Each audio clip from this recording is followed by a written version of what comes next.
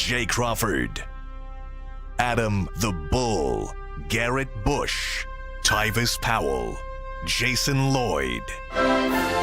Plus, ba-da-da-da-da, you're loving him, Mikey McNuggets. And so many big names, it would take me hours to say all of their names. The ultimate Cleveland sports show starts now. Booyah! Hey! Here we are! Happy Monday. When was the last time we had 4 dudes on the panel? I can't even remember. Been a while. It's Since been football season. Probably since football season. It's been a minute. Remember we used to have 5 regularly? We started training camp early. That was early. That must be. This is the UCSS It's a training home run camp. panel. Yeah, that was crazy. Quad. Yeah. We love it. Welcome back. I hope you had a great weekend. Bull, I haven't seen you in a while. It's been a while. It's been a It few feels weeks. like I don't know where I've a couple been. Fridays ago you may have been in, right? Yeah, a few weeks ago. And then I had to miss a couple of Fridays. And Yeah. here we are. But now we're almost getting back to where we're here every day. Oh, we Close. That's coming soon for me. Yeah, very, very close. couple days. Like, my goodness. Yeah. You look at the calendar and you realize that we're in the month that the NFL season really gets going. Yeah. I mean, training camp is a couple weeks away. Yeah, Where the did the summer go? only break in the football calendar really is from late June till training camp. That's it. I mean, that's pretty much there's it. not much going on football. Yeah. But before you know it, as you say, 2 weeks and change, it'll all be in its glory again. Well, it's good to have 4 folks on the panel. Mikey, how was your weekend?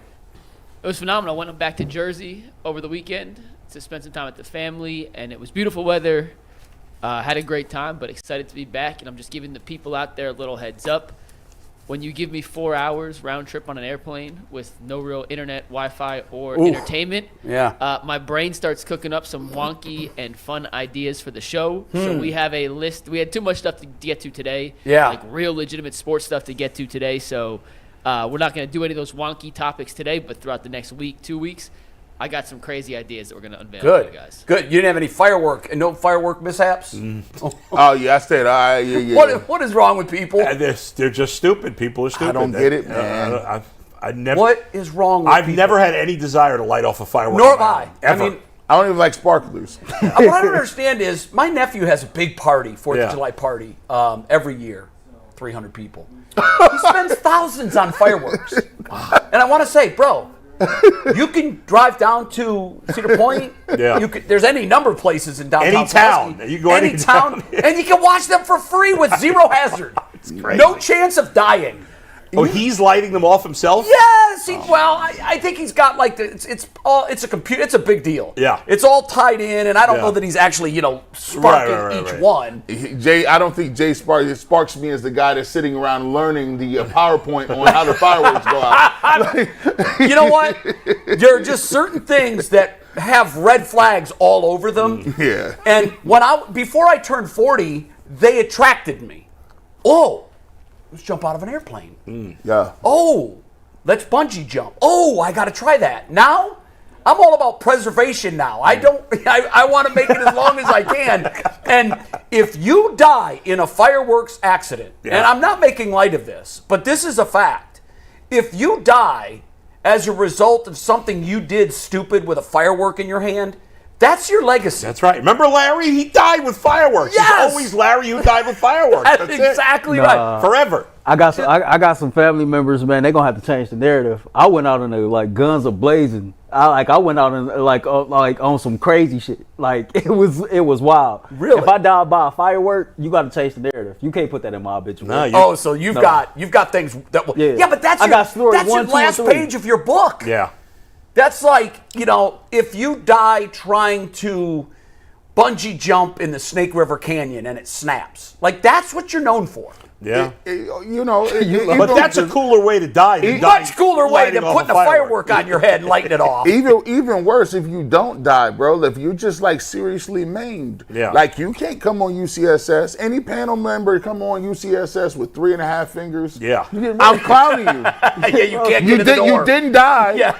So you need should all have your probably, digits. yeah, like you can't come on here like doing like sign language with like 2 fingers, and we're not gonna get you. We on you, and Jason especially Pierre-Paul. Remember him? especially if it's me, like they're like, oh gee, we gotta get you, dog. Like, And when you say Jason Pierre-Paul, I don't think about his football career. I only think about blowing off his Thank fingers. you. First thing that comes to mind. Yeah. Oh, he blew up his hand with Yeah. some fireworks. Yeah. It's just so pointless. All that being said, I am thankful for Terry.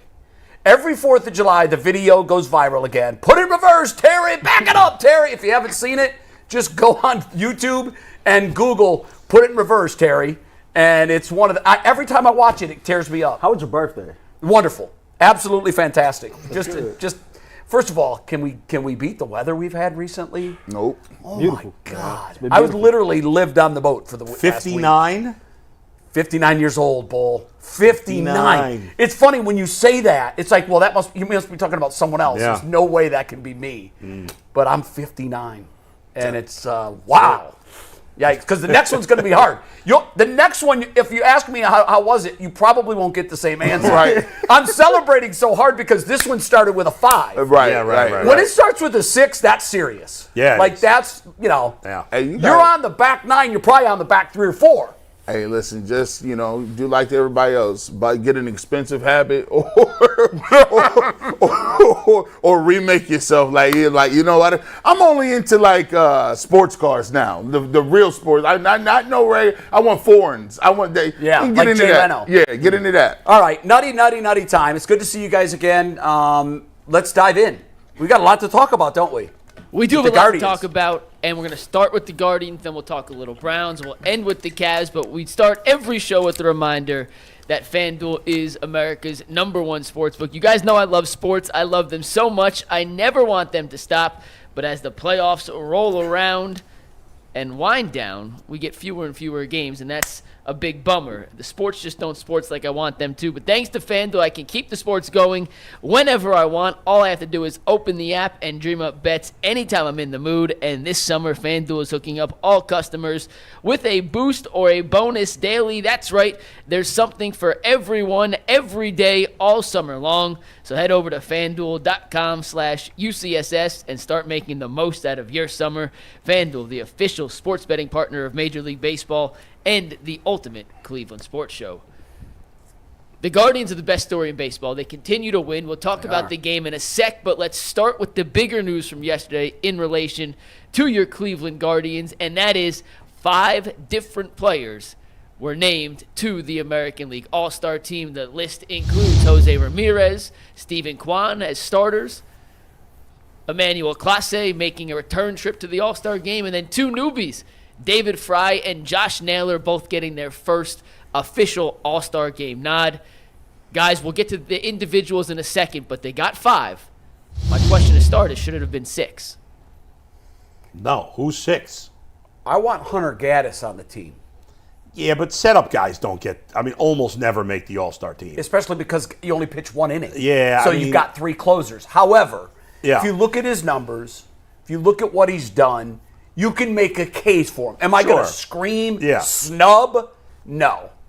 But I think he's pitched well enough to be an all-star. I think But- the Guardians have 4 guys in their pen besides Clase who have pitched well Look, enough you to could be make a All-Stars. case for Cade Smith. Yeah, if you and dig Tim into his Herron. numbers. He's Tim done a great Herron. job. It's unreal. Those guys have they've all done. done great. I mean, I'm trying to think of any setup guys made the All-Star team. Rarely. It happens This once in a year, I while. mean, you might have I think one when guy, they had but- Andrew Miller, he Right. made it as a setup guy. It's but very rare. Ben Lively's pitched well, but not quite an All-Star level. Mm-hmm. There's none of the other hitters deserve to make it. The only question mark was would David Fry get in, and he did. So that's Yeah. great. That was the cherry on top of the sundae right Yeah. there. I didn't think he would get in. I didn't think he would either because 5 he's is cooled good. off quite a 5 bit. is good for me. Like Yeah. they should be lucky to get them 5. Clap it up. Well, I mean, think about the David Fry thing in particular is just mind-blowing because if I would have said, you could have said to me before the season, Adam, name me 100 guys that have never made the All-Star team that you think could make their first All-Star team. He wouldn't have been on the list. You could ask me for 200 Yeah, I guys. said he you wouldn't might have been go on 2 the or list. 300 deep. I Adam. mean, you could have asked me to name 15 guys on the Guardians. I wouldn't have named him. First of all, I didn't think he'd play enough. that he would be able to anywhere make an All-Star team, but he did. He deserved it. Yes, he cooled off a little bit, but it's a whole first half award, and he played great. The OPS around 1,000. He's hit for power. He plays wherever they need him on the field. It's a remarkable story. You know, the Guardians traded a guy named J.C. Mejia to get him. Yeah. J.C. Mejia. Wasn't he a catcher that they were high on? No, he's a pitcher. He's a pitcher. Who was the catcher they traded a couple of years ago? Didn't they trade him to the Padres? Oh, you're talking about the guy they traded to the Rays. Yes. I can't think of his name. Top prospect. I can't think of his name. I think he's out of baseball. I thought he was part of that trade. No. So they traded J.C. Mejia for him. J.C. Mejia had an 8 ERA for the Guardians in a brief time in the majors. He's had an 8 ERA for the Brewers in a brief time, and he's currently serving a 162-game suspension for a second fail of steroids. Yeah. And they got this guy who was like nothing. Nobody thought anything of him. He wasn't particularly good in the minors. He was in the minors for a long time. This is why baseball is great, because stories like this happen every so often, and it's a remarkable accomplishment for David Fry. And it would not have been, I don't think he plays this much if Tito's here. I think you're right. I don't think no knock against Tito. It's a different philosophy. But Stephen Vogt, we'll talk about Martinez coming up he plays everybody. Everybody there's no more. G. Bush had to shut up. The whole narrative about, hey, we got guys in the minors that we don't play, we don't give them an opportunity. Oh, no. Everyone gets a shot to see what you got. Maybe and look what happens. Guys come from the woodwork. Maybe it's a situation to where Stephen Vogt seen a lot of himself within David Fry. Maybe. A guy that was not really touted as a high prospect, journeyman, so to speak, a guy that can play multiple positions and kind of came on later in his career. To Bull's point, if you would have threw out a list of 100, 200 guys that you said was going to make their first All-Star game, I don't think he would have been on it. But furthermore, if you look at what his season numbers is to this point, I think if most MLB experts projected David Fry's season stats for the entire year, it probably wouldn't be those numbers right there. It definitely wouldn't be those numbers. What he's done this year. Because he was going to be a platoon guy. Yeah, what he's done this year is remarkable. But we found out early in spring training, don't use the word platoon around Stephen Vogt. He doesn't subscribe to that theory at all. What he likes to do is mix and match guys, get them into the lineup every couple of days. Even the guys that are deeper down the lineup, he's getting these guys regular looks where under Tito and under most managers, Bull, you know this, if you're 13, 14 down and you're a utility infielder, you might play once a week, maybe a pinch run or a pinch hit, but you're not getting regular at-bats. And it's funny what happens when these guys get regular at-bats. They start to get a little confidence. They're not worried. The tough thing about being a platoon guy or a non-everyday player, you put more pressure on yourself with each at-bat because you know you're not getting 3 tomorrow. Right. So you start gripping, and then crazy things happen. Well, that's his discipline at the plate. And that was, by the way, in the minor leagues, he did not have good plate discipline. I didn't look at his numbers in the minor leagues. Yeah, Zach Meisel gave me, I don't remember the exact numbers today, but basically he has transformed himself. Wow. It's so bizarre. Like, he used to swing at a lot of bad pitches in the minors. He doesn't swing at that many bad pitches. I've had catchers tell me that it's, even though most catchers aren't great hitters, I've had catchers before tell me that it is easier if you use your catcher's mask as sort of a superpower at the plate. You track balls. That's what you do. You identify spin. You recognize where the pitch is not started, where it's going to end, because that's where your glove is. Barry Bonds used to say this. Barry Bonds said, the barrel of my bat is the extension of my ball glove. If I want to reach out and catch something that's thrown 100 miles an hour, I can do it every time.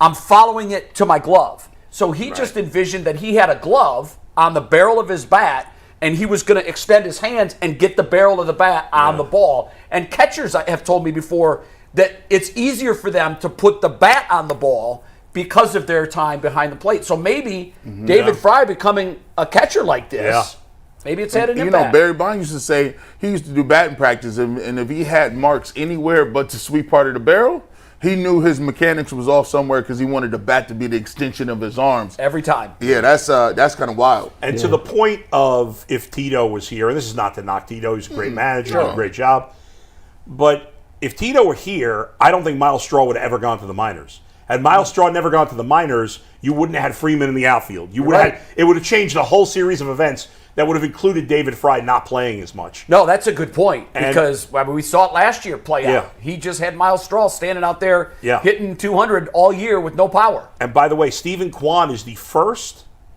homegrown Guardians All-Star outfielder since Manny Ramirez. Homegrown. Wow. Since Manny Ramirez. And in a way... Grady Sizemore never made it?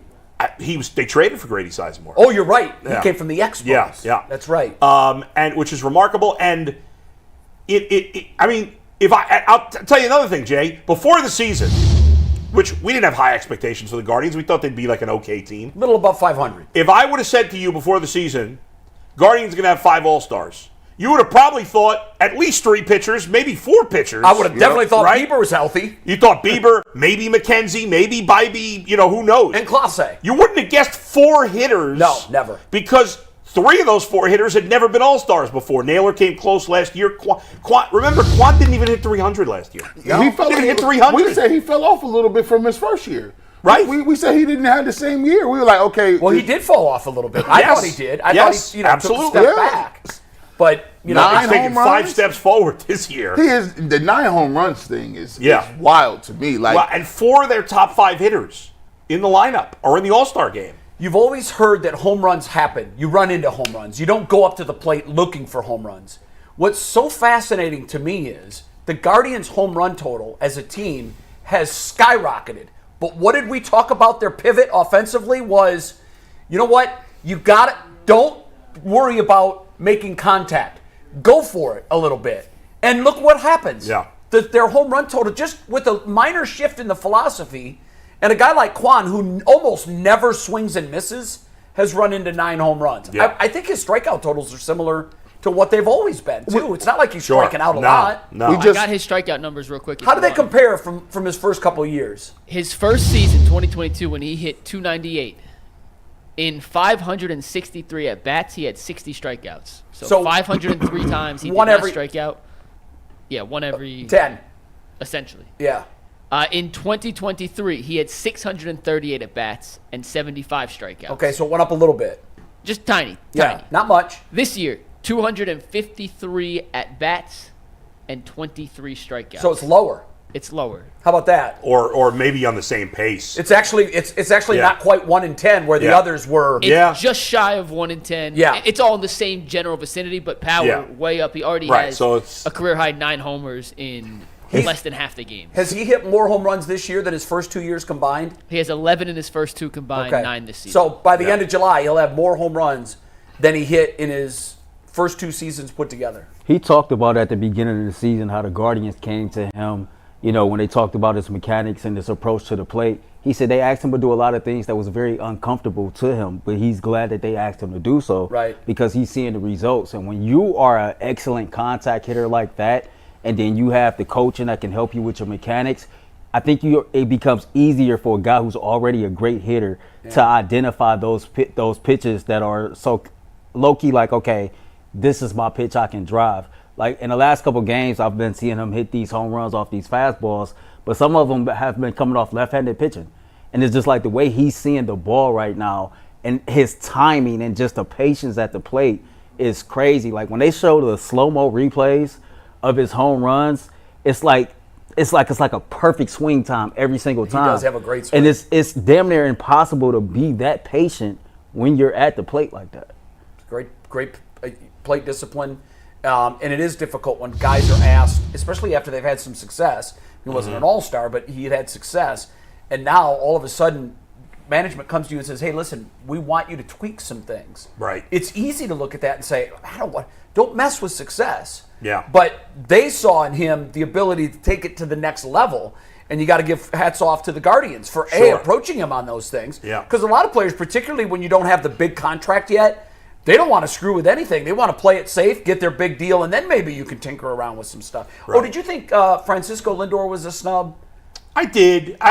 He's had a great last month. He's really gotten He might get in if there's some guys that drop out. I hope he does because, to me, he's an all-star personality. Absolutely. And that has to weigh for something. And the Mets are playing as well as anybody right now. They've been hot for the last month, and he's been one of the biggest reasons why. Yeah. He turned it around. They turned it around. Yes. So kudos I didn't realize to him. his numbers. Since they played here in Cleveland, the Mets, and we laughed at the fact that he was off to a horrific start. He's turned it around. He's hitting 250 with 15 homers, 45 RBIs, and an OPS in the top 60 in Major League Baseball right now. And he's got a lot of over doubles. the last month, his numbers in the month of June were incredible. I mean, the last 30 days, he's hitting 285 with 6 homers, 15 RBIs. Those are 9 Frankie walks. numbers. Yeah. Yeah, I mean, You can almost, and you mentioned this, but you can almost date it back to his time in Cleveland. And I wonder if his return to Cleveland didn't remind him of some things, of how much he loves the game. Oh, yeah. And how to play loose and free like he did here. I'm sure he'd wonder. love to come back and play here again. I'm sure we'd love to have him come back and play here Sometimes you again. got to have a familiar environment to kind of remind you who you are. I agree with And I think that's that. But, we talked about Fry, we talked about Kwan,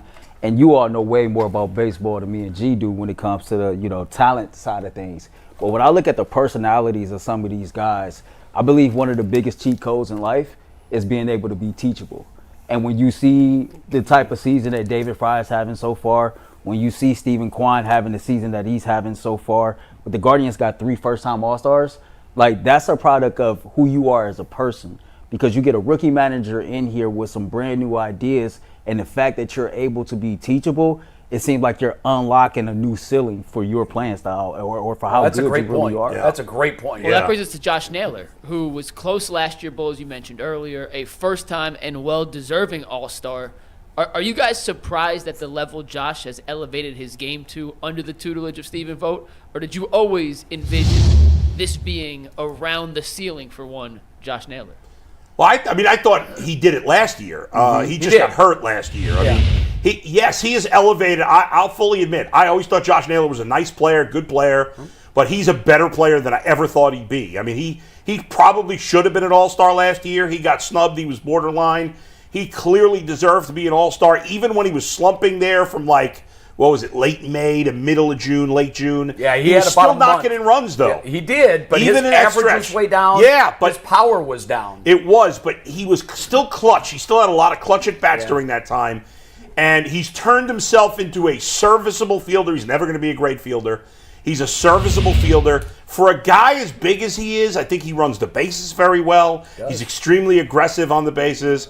It's hard not to like Josh Naylor. I'm glad that I underestimated how good he was going to be and not overestimated, because he is a phenomenal ball player and as good as any first baseman offensively in the game right now, especially in the American League. They got a lot of late bloomers. Like I don't know if that's just the way they identify their talent, but they got a lot of guys that seem to hit their stride 26, 27, 28.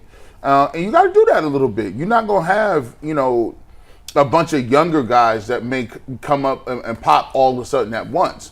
You look at some of the older guys like Naylor. Fry is older. Heck, Schneemann is old. Even the guys they're bringing up now are a little bit older. So it may take a little bit of time for them to hit their stride, but the approach of the plate is different.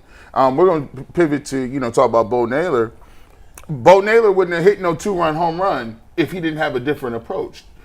Two strikes, two strikes, you got 2 outs. Usually guys are just trying to put the ball in play. He got all of that. He's like, no, I'm still swinging for the fences here. Yeah, and by the way, we talked about the trade earlier where the Guardians ripped off the Brewers for David Fry. Think about the trade that got Josh Naylor. In that trade, you got Naylor, you got Arias, who I don't have much hope for at this point, but whatever. They also got Joey Cantillo, who may help them in the future. But the key guy the Guardians gave up in that trade was Mike Clevenger, who's been a nothing really since they traded him. A lot of injuries. Yeah, I think they had kind of recognized him as a bit of. I don't want to use these words if it's not their words, and I don't want to say head case, but I think that they felt he fell in with Bauer. They didn't trust him, and he didn't have their trust. Yeah, and certainly if you look at his career arc since he's left here, it's gone nothing but down. No. I was always worried about Clevenger from the very first time I saw him pitch in a spring training game. I said, I love his stuff. I hate his mechanics. Yeah, it was bad. It was a violent delivery, and you just knew that can't last. Yeah, he's never been able to stay healthy. No, he has put on some weight. His frame is different now than it was. But when he came up, he was not as skinny as McKenzie. but it was pretty damn skinny. Yeah. And I just worried about his mechanics. So they've made some trades, Bull, and let's hope that they're getting ready to make some in the next 2 weeks. Better be. Because I had a text exchange yesterday with a friend of mine who's a fan, and we're kind of theorizing what's going to happen. And I'm sure we're going to talk about that in the days to come. But quickly, my theory on the whole trade deadline thing is this. There are opportunities in life that present themselves. And sometimes you have to gauge those opportunities. Do I want to leave this job for that job? It's the devil I know versus the devil I don't. Then a job presents itself, and it's just so good, you're like, this is worth the risk. Well, last year we talked about, are they going to be sellers? Are they going to be buyers? They ended up being sellers. I didn't love that because I thought they had an opportunity. When they sold Savali, who has proven to be not worthy of this roster, but when they traded him, I thought, oh, that's a hands-in-the-air white flag move, and I hate that. This year, we are absolutely undeniably buyers. And so I would even go so far as to say, not only, you got to decide in poker how many chips you push into the middle of the table. And last year, if they were going to be buyers, they might have put in a few. This year, you almost have to go all in. Yeah. Because of where they are and how much this team has overachieved. They've got a chance to win the World Series. I'll steal this from G. Bush. It's got to be Operation Stockpile. Yes, I like it. I don't want one pitcher. I want two. I do too. I want another bat, and I want two starting pitchers. Let's not mess around. I know. This team can win the World Series with some upgrades at the starting rotation. Yes. You weren't here when we talked about Fetty as a trade target. Was he here? He wasn't here that day. That was a Friday. Bull wasn't here that day.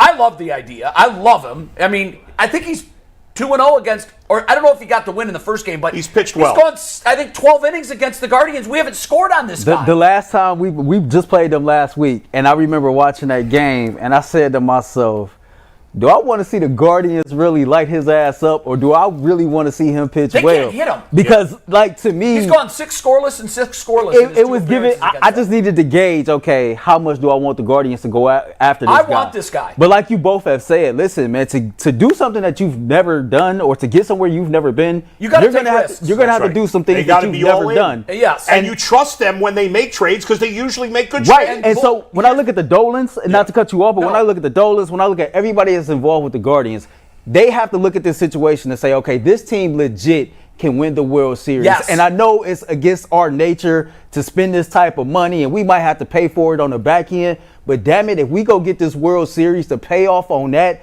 is greater than any price that we're going to have to pay 2 or 3 years. I agree. Look at the attendance right now. You've got the number 1 overall pick in the upcoming draft. Yeah. They've never had that before, which boggles my mind. It's crazy. With all the as bad as this organization has been, they have never had the luxury of selecting the number 1 player in the draft. So I'm not going to say that they'll, strike pay dirt like the Pirates did. Yeah. He was a generational pitcher. He's doing generational things now, and that's fine. But that's the kind of player you can get in the draft. And there are some stellar players out there. It's not like there's a slam dunk easy pick. No. But knowing that you have that, Bull, I'm more likely to push some of my current chips in. They have to, especially because they haven't in a number of years here. They didn't.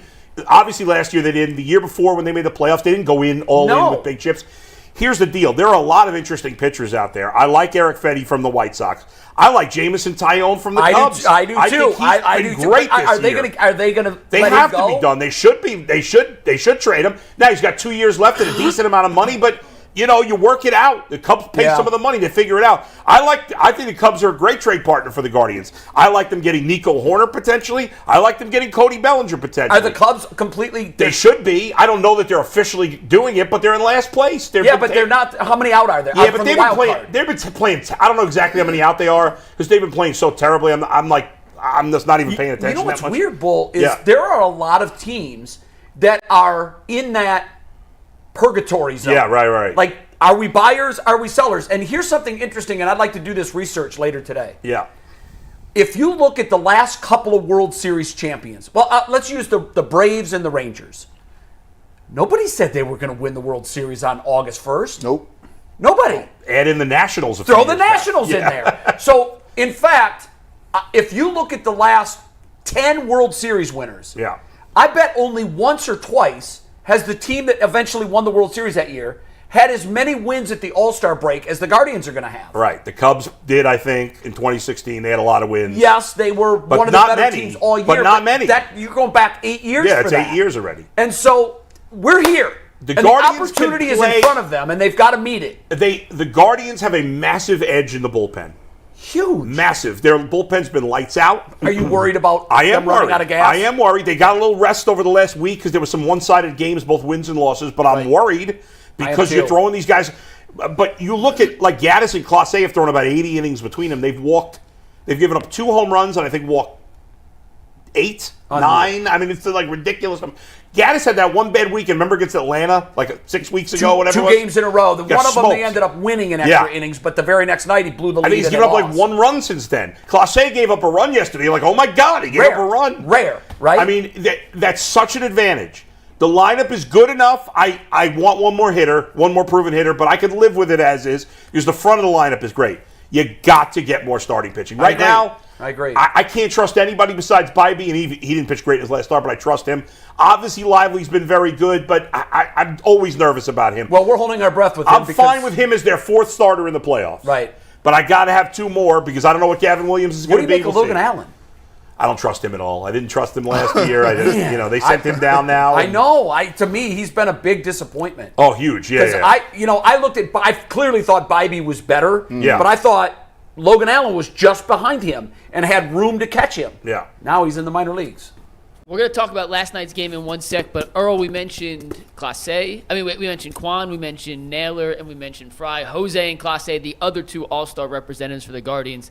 You get the last word before we move on, but thoughts on Jose and Clase? 2 pretty obvious picks getting selected to the All-Star. Clase, like, hands down, best closer in baseball. Without a doubt, he deserves to be there. I asked this question on my X account yesterday. I said, I think this is a dumb question, but I'm going to ask it anyway. Was Jose Ramirez already on the Mount Rushmore for the Cleveland Guardians? It seems like every time I'm on social media after a game that he's played in, he's either passing Earl Averill, Jim Thome, or Manny Ramirez in some crazy He will end up on. I don't know that he currently is. Yeah. He will absolutely end up on. Just to see those 2 get another All-Star nod, to see Jose starting at third base for the first time since 2018, when he's finished in the top 10 in the MVP race over the last several years. I'm happy for him. I'm happy for the city. I'm happy for the team. We got 5 All-Stars. Let's go get it done. Yeah. And by the way, last quick note, I mentioned the 2 trades that they got 2 of those guys. Emmanuel Clase, remember who they traded for him? Yeah, it was Kluber. And everybody was up in arms. I know. And Kluber was finished. And you know what? When Clase, his first year with us, I said, this guy's got a fastball, but it doesn't move. No. He's got to add a secondary pitch because guys will run into 100 miles an hour and after now a while. He's just nasty. His cutter, he gets in on right-handed hitters with that pitch, and he's breaking bats, and you can't do anything with it. You know who he reminds me a lot of? One of my favorite players when I was a kid. The Cubs had a closer named Lee Smith. Do you remember him? Oh, I do remember. Huge, hulking guy. Big Lee Smith. And he's a Hall of Famer. Sure. And that's what Clase reminds me. He's intimidating. When you see him come to the mound with the hair all over the place, he's big. He's throwing and he's throwing harder than ever. He's throwing 101, 102. I've seen him hit 103 this year. He is nasty. I'm just realizing, if you go with purple tips, yeah, I knew he was. If you go with purple tips, bro, we could have an Austin Hedges, Emmanuel Clase battery. You guys put the jerseys on? He got the purple. I think he got the green on the other side. He does. He mixes them up. He does. Under no circumstance can you have golden and purple hair. That is not the streets is not co-signing that move. Jay, who are you it works for Emmanuel Clase. Who's Jay going to be? Who's G going to be? I think I could be Alejandro Kirk from the Blue Jays. That's me. I'm Byron Leftwich. Of the Mets. That's true. Yeah. I was thinking Tugboat. Tugboat would be great for Bull. If we go in, no, he's way taller than me. No, I don't think Tugboat's Clase's taller than Earl too, but you can't tell on TV. That's true. That's true. You just can't tell. You also can't tell G. Bush is 6'11" on TV. People always say when he's out in public, man, you're a lot taller than I thought you were. It freaks people out. They be looking like, and they be like, man, I knew it was you because you said something, but dog, I didn't know you was that big, man. I'm like, yeah. Yeah. That's right. We're going to talk about another big-time contributor on the Guardians in one sec, but a quick reminder that eBay Motors is a proud sponsor of the Ultimate Cleveland Sports Show. Passion, drive, and patience, the formula for winning championships, is also what keeps your ride or die alive. eBay Motors has everything you need to maintain your vehicle and level it up to peak performance. Superchargers, roof racks, exhaust kits, LED headlights, and more. Whether you're into speed, power, or style, eBay Motors has you covered. With over 122 million parts for your number one ride or die, you'll always find exactly what you're looking for. And with eBay's Guaranteed Fit, your part is guaranteed to fit your ride every time or your money back. Because with eBay Motors, you're burning rubber and not cash. With all the parts you need at the prices you want, it's easy to make your car the MVP and bring home some big-time wins. So keep your ride or die alive at ebaymotors.com. Eligible items only. Exclusions apply. eBay's Guaranteed Fit is only available to U.S. customers. Bo Naylor came up clutch last night with a 2-out, 2-strike, 6th inning pinch hit, go-ahead 3-run homer that proved to be the deciding factor in the Guardians' series and game win over the San Francisco Giants in front of another terrific crowd at Progressive Field. Over the last 30 days, Bo Naylor has completely turned around his statistics at the plate. And G. Bush, as we inch closer and closer to a playoff stretch, how big is it for the Guardians to get Bo Naylor's bat into the fold to make the overall danger level of this lineup, top to bottom, that much more ferocious? Well, if they're gonna not make no moves, this is what they gotta have happen. If you're gonna allocate now listen, I love that Bull brought up Project Stockpile. I love it. We can actually even go ahead and make this segment sponsored by Project Stockpile. Get your stockpile today on East 57th Street for half off in Green Ticket Day. Now, Project Stockpile. What? What the hell? What am I stockpiling on the 57? Because that can get dicey. They can, right. Now wonder it's half off, bro. Oh man.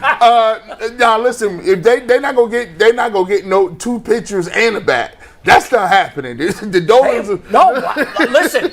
I want the bar held that high. Go. Hey, I co-sign what Bull asks for. I love it.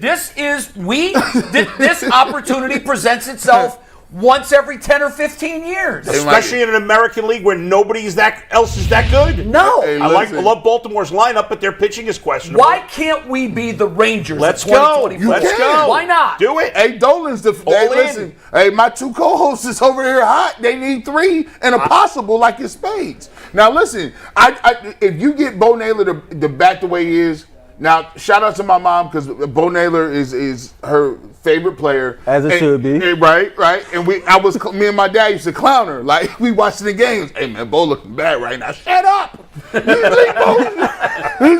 leave Bo alone. She be jumping up and down, moving all around. I'm like, listen, if you get Bo Naylor to bat the way he is, and you still have Fry, who's batting the way he is. Combined, if you would have told me those 2 guys is going to give you that level of production, you take that and run. You get Bo Naylor that's hitting. Now you get a couple of dudes at the bottom of the lineup. And what does he have, like 8, 9 home runs now? Bo Naylor? He's got 9. He has 5 on the season. Oh, just 5? Oh, Why it's 5. did he get Okay. more than I that? thought he was reaching double But an digits. 840 OPS over the last 30 days is really good, and a 283 batting average. I mean, he's been highly productive. He's had a lot of doubles. I like what I'm seeing. He's playing now like we expected him to play at the beginning of the season, like he played at the end of it. Yeah. I think it is. I think he is. He had his slump in the beginning of the year lasted longer, obviously, than we would have liked.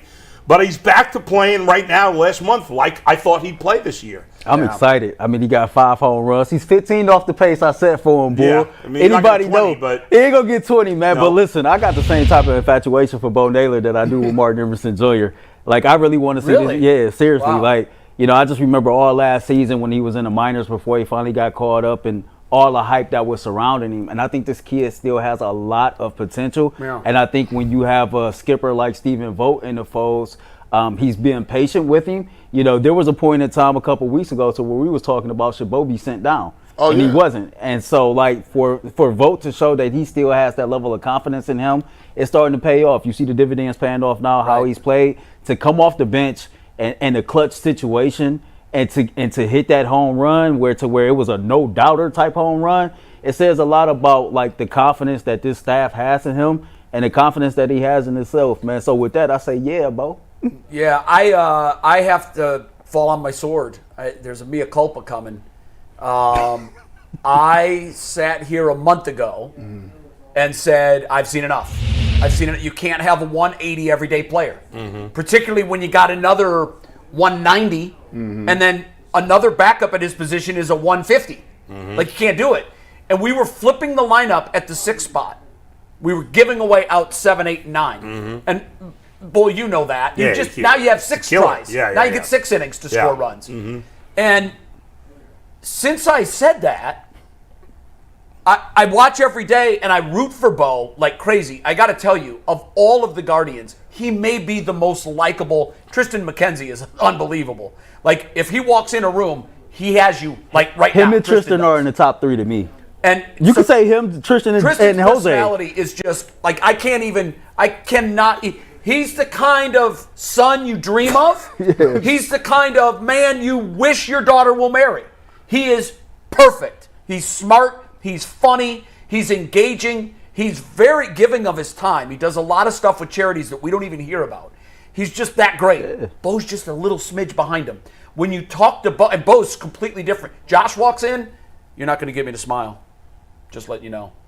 Like, all business. Bo comes in, did you get my brother to smile? And he's laughing, and so everything that Josh isn't in the personality department, Bo is.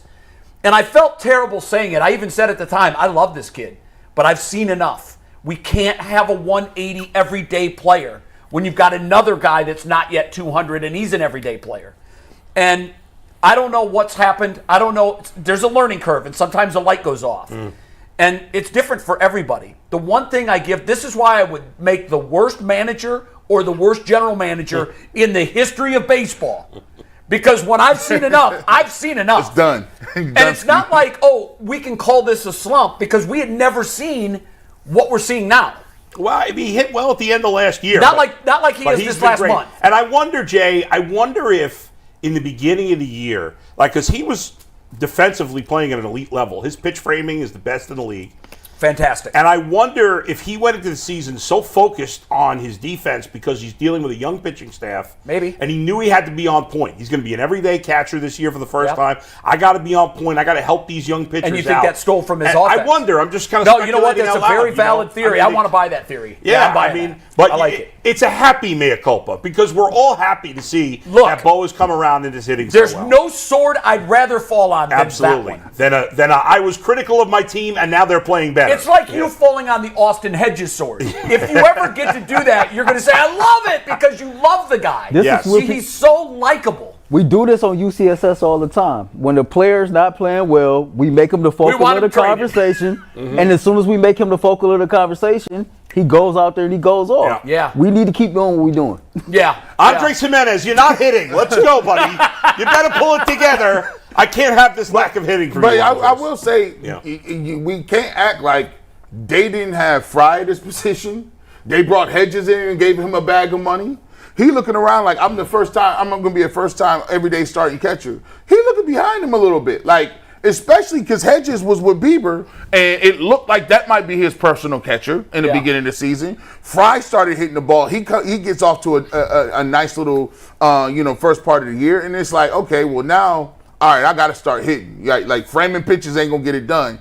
I just think at this point he's more comfortable. Like, and I'm all for guys going up there swinging hard. Like, stop all the bunting stuff. All the put the ball. I think this team, even Will Brennan, even when you take a look at some of the outfielders, now Noel swings as hard as anybody. We're going to have to figure out if he's going to be able to have contact. Yeah. But it's just easier to go. It's easier to go up there and go look for your pitch and hit it hard somewhere. Like, sometimes I think they was thinking of way too. And when you're at the plate, that's the worst thing you could be thinking about. Is thinking about 97 other different things. Bull, you weren't here when we were talking about the added home run totals at Progressive Field, and I wanted to get your thoughts on that. I did reach out to a friend of mine who is he was the best researcher during my 17 years at ESPN. He's now with another network.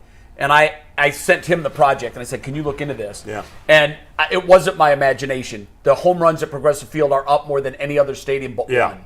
Yeah. And They've hit more homers at home this season than they did all of last year already. which is mind-blowing, but obviously there's no science to this yet. Right. But I did talk to Sandy Alomar about it. Yeah. And everybody seems to agree there's no doubt the ball is flying out to right field. And it has everything to do with those shipping containers being gone. Yeah. That's an open breezeway now, and the ball just travels better to right field. I think it's a combination of the changes to the field, Right. and then you got guys being more aggressive at the plate and growing and maturing as hitters. Sure. And the combination has led to this, Yeah. like, just crazy number. But they've played way more games on the road than home, and yet their numbers at home. A while ago, they had played more road games than any team in baseball. I don't know if that's still the case. Well, but they were. Now they just played 6 at home. So but now they got 7 on the road here before the All-Star break. Yeah, exactly. So I mean, certainly you got to feel like that's a factor. It's Yeah. but I don't want to take away all the credit for the hitters because they deserve a lot of credit. They're hitting for more power.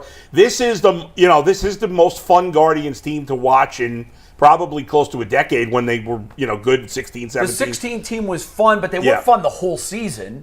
They caught fire the second half, sure. and then the playoff run was magical. But to me, and it's weird, when was the last time the Guards had 5 All-Stars? Do you have to go back to the mid-90s? No, 2018. Oh, they did. They had 5 and 18. They had 6, I think, that year, I believe. Wow. I think Lindor, Ramirez, Brantley, Kluber. God, that was a squad. I can't remember who the others were, but I'm pretty sure they had 6 and 18. That's a squad. Yeah. But yes, I think this is the most time they've had I think it's the most hitters they've had since the mid '90s, or maybe 99 probably. Maybe, yeah. Well, 99 they had, I think, 4 hitters in the starting line. They had Where Lofton. are we attendance-wise? Because did they sell out all the home games over the weekend? They hit 1 million in home attendance, the earliest this season for the first time, I want to say, since 2008. Yep. Or maybe even earlier than that. No, it was 2008. I heard that. Yeah. Right. Yeah, it was 2008. I've- the best I've noticed attendance better fan support. Oh, it's been great. Yeah. The fans have been absolutely fantastic. Now, Bull, imagine if you add 2 starting pitchers to this group. Now we're cooking. And a hitter that gets us all excited.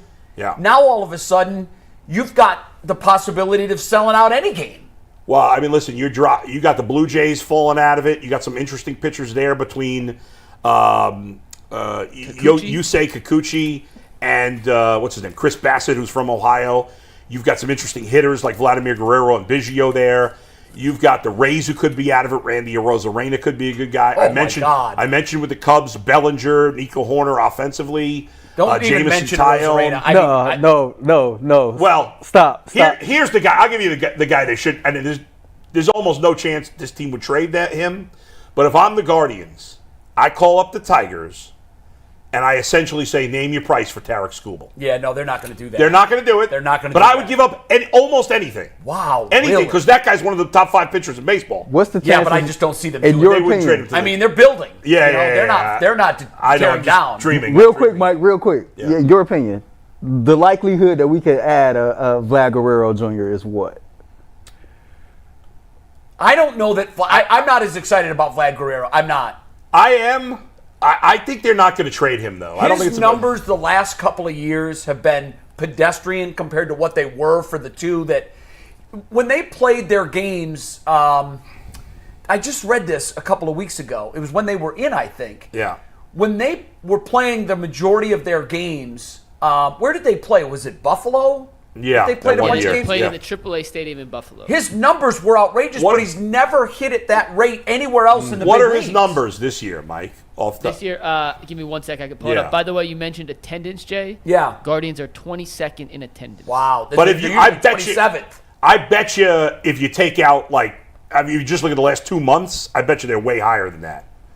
Because the last 2 months, attendance has been fantastic. Yeah, but remember, once school ends, that's true. Everybody goes up. But that's still a little low for me. I'd like to be upper half. Got the second best record in baseball. There's not a giant gap.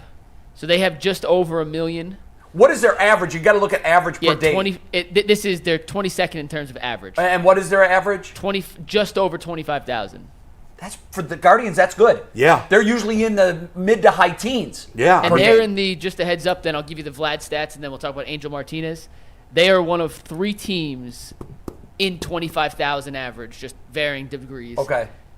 There's a few more teams, 27, 28, And then they're 4,000 ahead of Minnesota, Detroit, Pittsburgh, and Kansas City, which are the 4 teams below them. So there's a big gap between those 4. They're kind of jumbled in. They're 2,000 a game less than Baltimore, all the way up to 19. So it's relatively close, but they're in the upper half of the lower third. While we're talking attendance, the one city that I can't figure out, well, they're called the Colorado Rockies, Denver. They come out to watch this, and this team is garbage. Hideous. Oh, my God. They're garbage. Where are the Rockies? 16th, they average 30,000 on the dot. 30,000 fans for an absolute hot garbage product. I got a question. Man, that is crazy. I know the Guardians renovation plans was 2 years. Like, do they have to complete it? Because do they have to do phase 2 of this? Sure, they do. They have to. Yeah. They can't just leave well. Been allocated. They can't leave well enough alone. No, they won't. Damn. Take that money and spend it on a couple of pitchers. That's a renovation I can get behind. I think the city would be okay. And then we'll come in the offseason and paint walls over there. Let's do Well, it. you asked for Vlad Guerrero's stats, and then we'll move on. He is hitting .295 this season with 13 homers, 52 RBIs, and that's an not .830 OPS. That's pretty damn good, actually. I'd take him. It's not what we thought he was going to be. But you don't thought he was going to be a 40 home run a year guy. Right. But in this ballpark, and especially he's a right-handed hitter with all these lefties. I know. You put him like 5th in what this would it lineup? take to get him? Gavin Williams. No, I wouldn't take Gavin Williams. Would you give up Manzardo and maybe Arias? Yes. Certainly I'd give up Arias. Why would they take that deal? Yeah, if you're Toronto, they're like, wait a minute, what? Arias? Are you going to throw in a 66 Buick with rusted I mean, I'd have to think more about the details of what they'd have to give up on, like what Toronto wants. The first pick. What's interesting is you have to gauge the market. Like, if there's only a few teams that are buyers, then the cost of everything goes up. Right. But this year, it's going to be interesting because you've got there's only a few defined sellers. Like, if you're Chicago... those teams all stink, too, so they don't have a lot to trade. And they're awful. They're not even, close. But then there's a big group of teams that when you look at the wild card standings, there's a whole bunch of teams that are within distance. And those teams might wait to the last 48 hours before the deadline to make their decision. More information is better. Then it could be crazy in those last 48 hours. So I just hope we're active. We've got to be. We have got to be active. Absolute worst case scenario, they got to get one good starting pitcher. That's the absolute minimum. Is one good starting pitcher. I want more though, Bull. I'm with you. But I want 2 starters in the air. This the most aggressive I've seen y'all two in They need to be. They can win the World Series. This team can win the World Series. If the Rangers won it last year with the squad they had, and they got stronger at the deadline. They made some really big moves at the deadline last year. The Guardians are the elusive World Series trophy is closer to our grasp than it's been since 16. And you could argue it's as close as it was in the mid-'90s with where we are in the standings. Right. Absolutely. This team could have 60 wins at the All-Star break. They gotta go, they have to be all in this year. They've got to go for it. They can 100% win the World Series. They got to upgrade the starting. And you got the number 1 draft pick, so that will help. That will help. And we will talk about the draft pick coming up this week, and we'll hopefully get someone on who can give us a little more insight into these college players that could be drafted.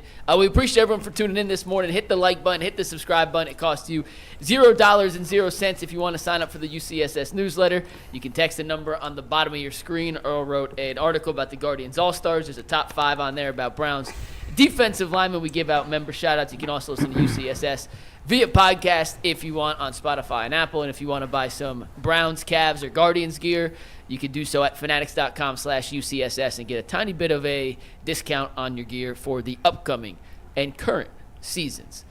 Guys, you're talking about making trades and acquiring a veteran hitter and or pitcher. And to do that, you're probably going to have to give up some young prospects and assets. And I'm curious, it's only been a few games, but has Angel Martinez entered the conversation of guys you would not be willing to part ways with in regards to acquiring a more proven veteran talent? Has he played that well so far that not you would? Yet. I love what he's done, guys. We haven't seen enough yet. I'm telling you, there's nobody untradeable in the minor leagues and guys who just came up. If they're not a key piece right now, they're not untradeable. Yeah, because you got to give something to get something. That's right. I can't just give away nothing to get good players. No, you got to give up talent. I have to take a hit. I got to trust my front office. And by the way, if I'm Toronto or if I'm one of these teams that are going to make a deal, I haven't seen enough from this kid either yet. No. But I'm not going to say, well, I could get Vladimir Guerrero or I could get Jamison Tyone or Nico, but I can't trade Angel Martinez because he's had one good week. I love what I've seen. The plate discipline's been amazing. That's what's to me. That's the biggest. Very impressive from a young hitter. When guys come up, they are so amped up at the plate. Yeah. It's almost like they forget everything they've ever learned about spitting on pitches that are on the edges. Yeah. His eye is as good as you would ever hope to have a young player. Sure. And so, God. But I can't not love trade him because of that. Yeah, I mean, if he leads to a starting pitcher that helps us get deep into the playoffs, nice to know you, Angel. Yeah. And by the way, they are auditioning these young guys. This is what they're doing. They're giving everybody a little teaser. It's just like when you used to go to the grocery store. I used to love this as a fat kid. Free food. When they come out with them little sausages, and in deli, they're like, "Oh, Mrs. Bush, these kielbasis over here. Did you get one with the little toothpick?" I'll be doubling back. I go to the cereal aisle. Put a hat on the second time so they don't recognize you. Turn it around. Take off your glasses. They're like, "Listen, sir. And I'm like, "I'm just a kid. You got to give me these." I look like I'm big, but that's what they're doing. They auditioning these guys. All of them are a little bit different, and they're like, "Wow, well maybe this Martinez guy, we can put him at the top of the lineup. Look at his OPS. Look at what he's doing and getting on base." It's almost like they're like, "Hey, if we open for business, you want Schneeman? Listen, Noel, what's up?" I love what I've seen from Schneeman too. I do too. I'm not dying to trade Schneeman because I like him on this team. But if I have to trade Schneeman, if I have to trade John Kenzie Noel, see ya. Let me ask I got to you get this. proven players. David Fry. It's hard to believe. He's an all-star. I mean, Ultimately, yes, I would trade David Fry. I can't imagine he's the type of guy that he's older. He's older. Guys, teams want 21-year-old future superstars that they're projecting on. Yeah. But you know, and here's the thing: the kind of team that Fry would help is he'd be a nice piece on a playoff team. Right, yeah. He's not going to help the Chicago White Sox. No. So I don't think he's part of the mix, but anybody who's unproven right now, I'll trade. I don't care. You have not spoken. There's two people. If I'm calling the Guardians, this is what I want. What's up with that number 1 pick? Y'all got it. And what's up with Gavin Williams? He ain't played all year. I don't think they're going to trade Gavin Williams, especially because he's hurt right now. I mean, he's not hurt, but he's just coming back. I think, and here's the thing. You know, the Guardians have a number of good prospects in the system. Yeah. They have the pieces to make trades. Now, the Orioles have a better system. So if they're battling for a player, the Orioles might get him. That's why the Guardians have to be willing to go all in. I don't want to trade Gavin Williams because I think he's going to help me in the second half of the season. And who else did you say? The number one pick. Yeah, you can't.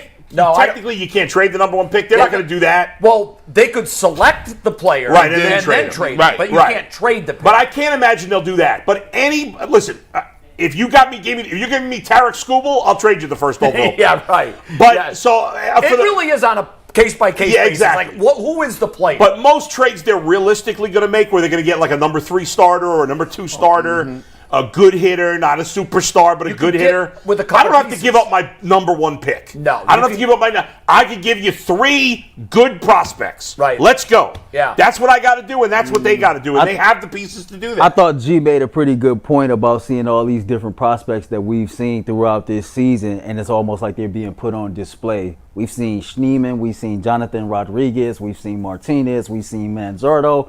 Noel, Gabriel Arias was, here. I mean, he's still here, but he was the big name last year that was supposed to be the next big thing. Like, we've seen all these different prospects. Martinez, I really like. The only issue I got with this young man, he just needs to find a helmet that fits. Outside of that, he's been solid at the plate. He's been solid in the outfield. But I'm with you all. When I see all these different prospects, and I still know we still have prospects in AA that's still developing. We still have the number 1 pick. I'm willing to trade whoever it takes to get a guy or 2 in here that can be a difference maker in this team making a real series. I keep hearing Cap. You saying everybody. I will listen. Hey, what about Chase DeLauder? No, that's the one guy that 100% would trade him. Yeah, okay. Would? Absolutely. Okay, absolutely. I don't. If it's a player that is unproven, I would 100%. Anybody in their minors, I don't care if he's their best prospect or it doesn't matter. I'm trading any of those guys. All right, so you can give me. They'd already sent him down. So if you say I want Logan Allen, I want Manzardo and Chase DeLauder. You ready to go? Oh, then I better get a haul for those Yeah. three. That's the I better get a front of the rotation starter. Look at Jay. listen, CMJ. no, he's He's playing around with me. Those are you mentioned three guys that have had big league experience. Yeah. So, I'll tell you. That's what I'm looking for. I'll tell you. So who'd those you are say probably again? the gems You said in our system. to be DeLauder, honest. Manzardo, and Logan Allen. I can't give you Allen Manzardo Allen and DeLauder. doesn't have like DeLauder and Manzardo are worth a lot. But if the Cubs said we're going to give you Jamison Tyone, we're going to give you Cody Bellinger, we're going to give you our best reliever Mark Leiter, who's a righty who gets out lefties. Okay, then maybe we're talking. If you're going to give up those kind of prospect capital, you got to get a lot in return. You need a haul for those players. But again, gems. yes, and I'm not dying to trade Manzardo. I don't think they're likely to trade Manzardo. But in the right deal, I would absolutely trade him. I would trade any of those guys in the right deal. I got to know what I'm getting. Okay. I'm not trading Manzardo for like a fifth starter. No, I'm not doing something like that. It's got to be a front of the rotation guy that can get out. And don't give me a number 4 starter. He won't see the mound in the playoffs. No. I need a front of the rotation guy that when you get into these series, and the other thing that they can actually start thinking about now, what are the pieces we need to beat the Yankees and the Orioles? That's it. Like the games with, I hope we get an Orioles Guardians ALCS. Those games scary. have been, you can't blink. That's kind of They've scary. been phenomenal Well, games. the Orioles lineup is sensational. They got all these good young players. They have a great lineup. That'll take me to my childhood. By That'll the way, take me back to is the he the childhood. best player in baseball right now? I'd take Judge and Otani, but he's right there. I mean, those are obviously Yeah. the big. But for me, He's Gunnar the best Henderson, young player. He's phenomenal. He gets better every time I see him. And they all these young Oriole players look the same. They all look. said something. They do. They do. And they're young. Yeah, they're fantastic. Are we the youngest team in MLB? I think we are. I don't know. I think I'll look we that are. up, but You I think said something Baltimore about- might be- Baltimore's right there with us. It's probably 1 and 2. You said something about Gavin Williams. I wouldn't be willing to trade Gavin Williams either. I think if we get a pitcher in here, and you all help me if I'm wrong on this, you get the right pitcher in here and you got another year or two of control.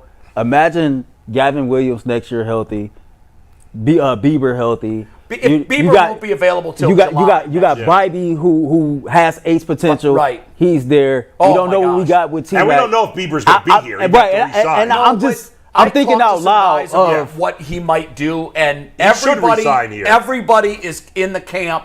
He's going to sign a 1 or 2 year prove-it deal. Yeah. I Because just think if probably you- 2 year because he won't pitch till July of next year. Right. You make the right trade this year, and with a bunch of ifs fall into place next year, this rotation for the Guardians next season looks damn Again, good. the only way I would trade Gavin Williams is if I'm getting Tarek Skubal or a pitcher, a top 10 pitcher in baseball, which they're almost not likely to get. But if I can get a good, solid 2 or 3 starter, I'm not trading him. But I would make a good deal to get those guys. The chat going crazy right now. They just, listen. You might not. There's a guy out there you ain't even got to make a trade for.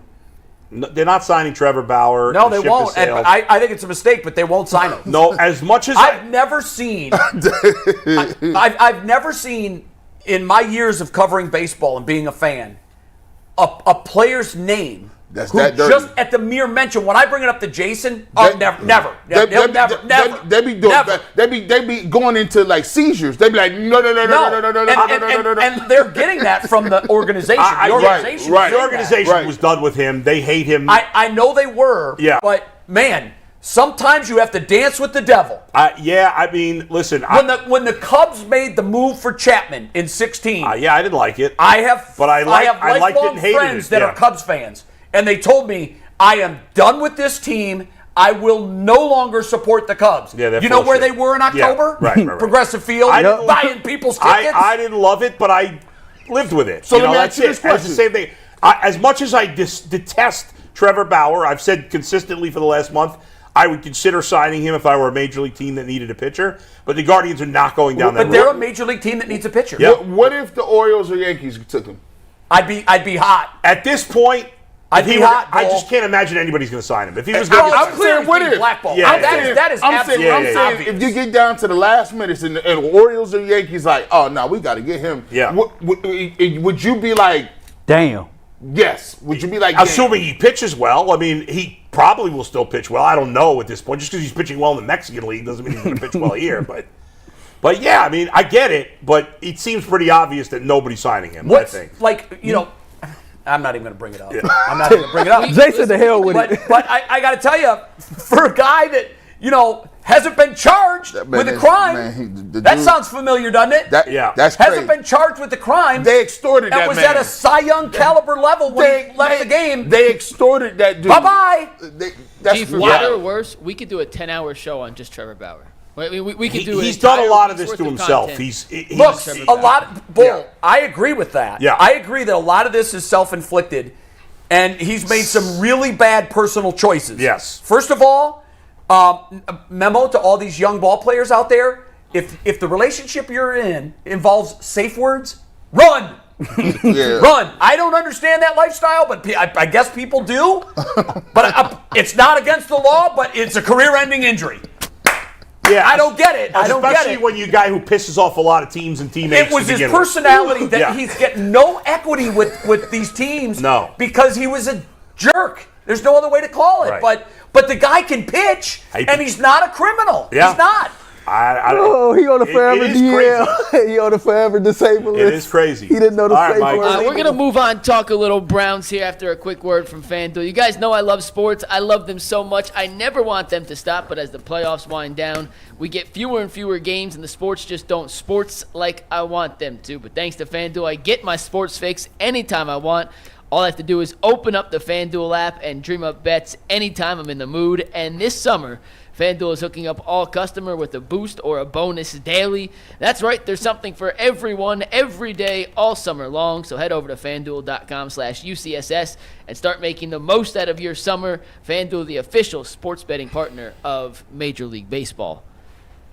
Over the weekend, Tyvis sent us a tweet from PFF, which did a weekend-long series putting together the quote-unquote perfect team using position groups for each division. And here is how PFF selected the AFC North perfect team. They took the quarterback room of the Baltimore Ravens, the running back room of the Ravens, the receiving core of the Bengals, the offensive and defensive lines from the Cleveland Browns, and the linebacking unit and secondary of the Baltimore Ravens, which sparked some debate in the chat that I wanted to bring onto the show. Do the Ravens really have a better secondary than the Browns? G, what say you?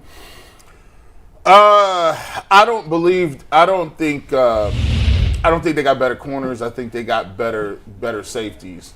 When you look at PFF, I believe PFF, when they ranked the cornerback position, I believe they have Denzel Ward is 17. He's anywhere from like 12 to 17. I believe Greg Newsome is rated 20. And this is top 32 corners. Top 32 corners, right? So they got Denzel Ward in there. I think he's at 12. Then you look a little bit further. Greg Newsome is at 24. MJ Emerson is at 30. He's 35. So you take a look at that. Like, that's like 3 out of the top 35 corners in the entire league. So when I'm looking at it, I'm like, nah. Humphrey is dope. I think Hamilton is a superstar. He is a monster. He's huge. He's fast. He can play the ball. I think he's what's up next. He's a monster. But if I had to take the total approach, I got to go with the Browns corners. I would take the Ravens safeties. Before you chime in, Earl, just to clarify those PFF rankings, G, when they did their top 32 cornerbacks, Marlon Humphrey was 16, Denzel was 17, and Newsome was 24, Emerson 35. Yep. No other Ravens were on the list. When they did their top safeties, Kyle Hamilton and Marcus Williams, both in the top 5 for the Ravens. Both excellent. Grant Delpit, 22nd for the Browns. 22. I think in the end they decided the gap was bigger at safety for the Ravens than it was for corner for the Browns. That's what I thought too. Clearly the Browns have better corners, but I think they decided the Ravens' corners were closer because Marlon Humphrey, when he's healthy, is as good as Denzel Ward. They're both excellent. Definitely the Browns have the edge at second and third corner, but the Ravens have a pretty big edge at safety. Their safeties are both very special. And that's exactly what I thought. And look, you're splitting hairs. Yeah, right. Like, okay, if the Ravens woke up tomorrow and they found out that the Browns secondary is theirs, and we woke up tomorrow and found out that the Ravens was ours, I think we'd both be fine with that. Yeah, right. You're right about the safeties probably overpowering the corners for the Browns. Here's my takeaway from all this. Where do the Steelers have an edge? Nowhere. Wait, before we get to the Steelers, I want to hear. When was the last time take. that could That's be true. said? That's Before true. we talk about the other ones, Earl, what do you think about the secondary in particular? You're the only one that can chime in on that. I mean, I think everybody, when you look at it, G laid it out perfectly. The Browns have 3 of the top 35 corners in the entire NFL. They have 1 of the top 30 safeties in the entire NFL. What Baltimore has at safety is absolutely crazy. Hamilton G reminds me a little bit of Sean Taylor. The way he's built, the way that he plays the game. Nice. We know, what they got in Williams as well. So, I mean, I would give the edge to the Browns. Of course, I'm a bit biased, but, I mean, either way, I can see it going either way, to be totally honest with you. The crazy part about it is if you check out PFF, I talk about this a little bit in the episode of the Ultimate Browns coming up today. Rodney Hickman is actually, you take a look, he only played a certain amount of snaps, but he's rated higher. I remember you told us that earlier, I think. He's rated higher than Grant Delpit and Juan Thornhill. That is correct. That's crazy. Yeah. Which is wild. By the way, I don't know what you guys think, and maybe I'm a little biased, but I would have the Bengals quarterback room over the Ravens quarterback room. Even though Lamar had a better year last year, I would take Joe Burrow over Lamar. I think most teams would. I don't even think they're looking at it as the room. I just think they're looking at it starting. Sure, but even if it is the room, the Bengals backup is way better than the Ravens backup. Well, no, if you're going room, you got to go Bengals. Yeah, but if you ask 32 teams, who'd you rather have, Lamar or Burrow? I bet most teams would take Burrow. I would take Burrow. Yeah. Even though Lamar has won an MVP. Coming off the 2-time MVP. And if you had him for the regular season, I think there's a lot of people that would take Burrow. I think they would say, if I got one game to play, give me Burrow. Yeah, but Yeah, okay, I see what you're saying. Yeah, Burrow. I thought you were saying for the regular season, Burrow, and then for the playoffs, Jackson. Burrow's had more playoff success. Yeah. He hasn't won 2 MVPs, but he has taken his team to a Super Bowl. Yeah.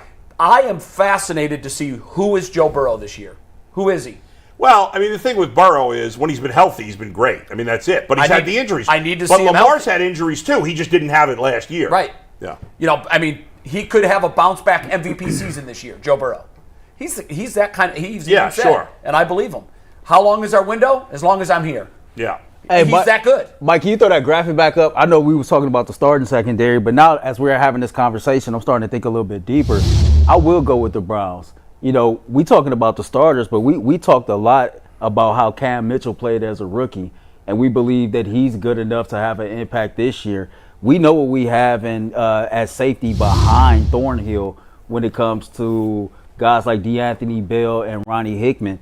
And so when I just look at the depth overall of all the Cleveland Browns DBs, anytime we've seen these dudes on the football field last season, they were highly, highly productive. They were. And so it goes deeper than just MJ, Denzel, and Greg Newsome or Grant Delpit and Thornhill.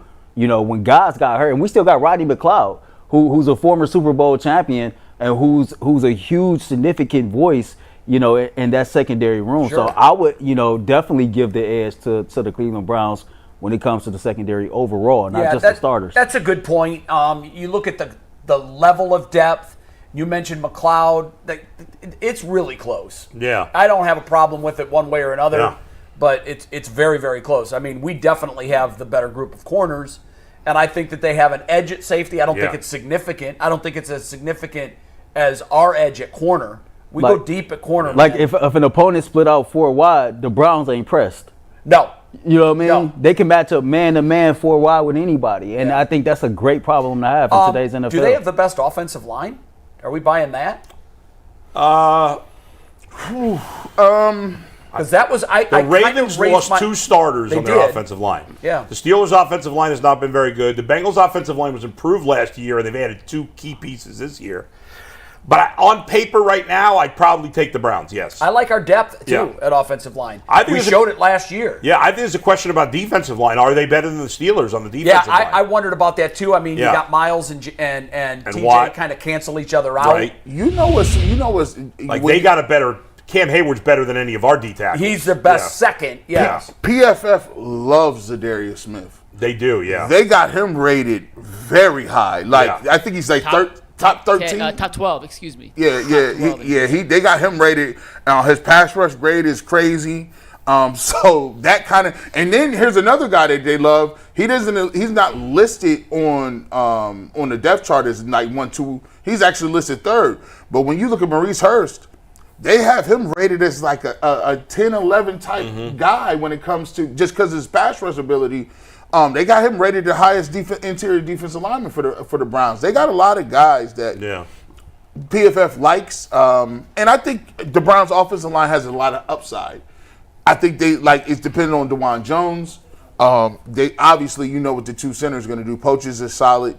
The only weak link I would look at is probably Jed Wills, but he played a little bit better at the end. He still needs to step it up, but I would probably edge the Browns' offensive line. I think the Bengals did an excellent job of doing their due diligence to make sure that they protect their franchise quarterback, Joe Burrow. I've seen them make improvements on their offensive line over the last couple of years, so they clearly understand the assignment. They know what type of time it is. But when it comes to the Cleveland Browns, I love the versatility. Andrew Berry loves guys that can play multiple positions. And we have 3 or 4 guys on this team that can play guard, tackle, or even slide over the center if they absolutely have to. And when you have versatility, youth, mixed in with the experience as well, I got to give the edge to the Cleveland Browns. You all talked about the defensive line. You were talking about the interior tackles. You mentioned Mo Hurst. We forget that we signed Quentin Jefferson, and I think he's not even listed as a starter. And this is a dude who's been phenomenal throughout his entire career, as an interior rusher. Yeah. And now here he is back playing in a 4-3 system with Myles Garrett on the outside. He's going to get a chance to eat. And if you look at all the position groups, you could make an argument that the Browns could at least be second in almost every group. I don't know about linebacker, but the way JOK played last year, he makes up for other weaknesses there. They're not going to be second at quarterback, though. Except for quarterback. Yeah. Quarterback's the only position, But running back, if Nick Chubb's healthy. There, they are too. Wide receiver, they might be too. Who do the Steelers have besides Pickens? The Ravens wide receiving group. The Ravens to me, but the Bengals are awfully good also. Yeah, no, the Bengals are the wide receiver, but the Browns could be. Ravens have a great. I love the Ravens wide receivers. Me and you went at it a couple weeks ago about that. About the Browns wide receiver group versus compared the Ravens to the Ravens. Bring that. I just think Zay Flowers is an emerging star. You love Zay. I love you Zay. Love Zay.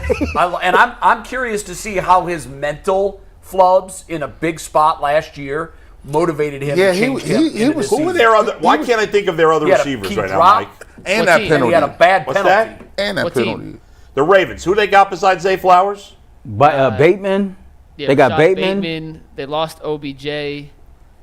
According to ESPN depth chart right now, their receivers are Zay Flowers, Rashad Bateman, and Nelson Aguilar. Yeah, I'd take the Browns. Better than the Browns. I'd take the Browns receivers second behind the Bengals. Jay, let me ask you this. Even though I like Zay Flowers also. Let's get back to the linebacker position. In your opinion, are we underrating or underestimating the impact that Jordan Hicks is going to have on this team? Yes, because of who the defensive coordinator is.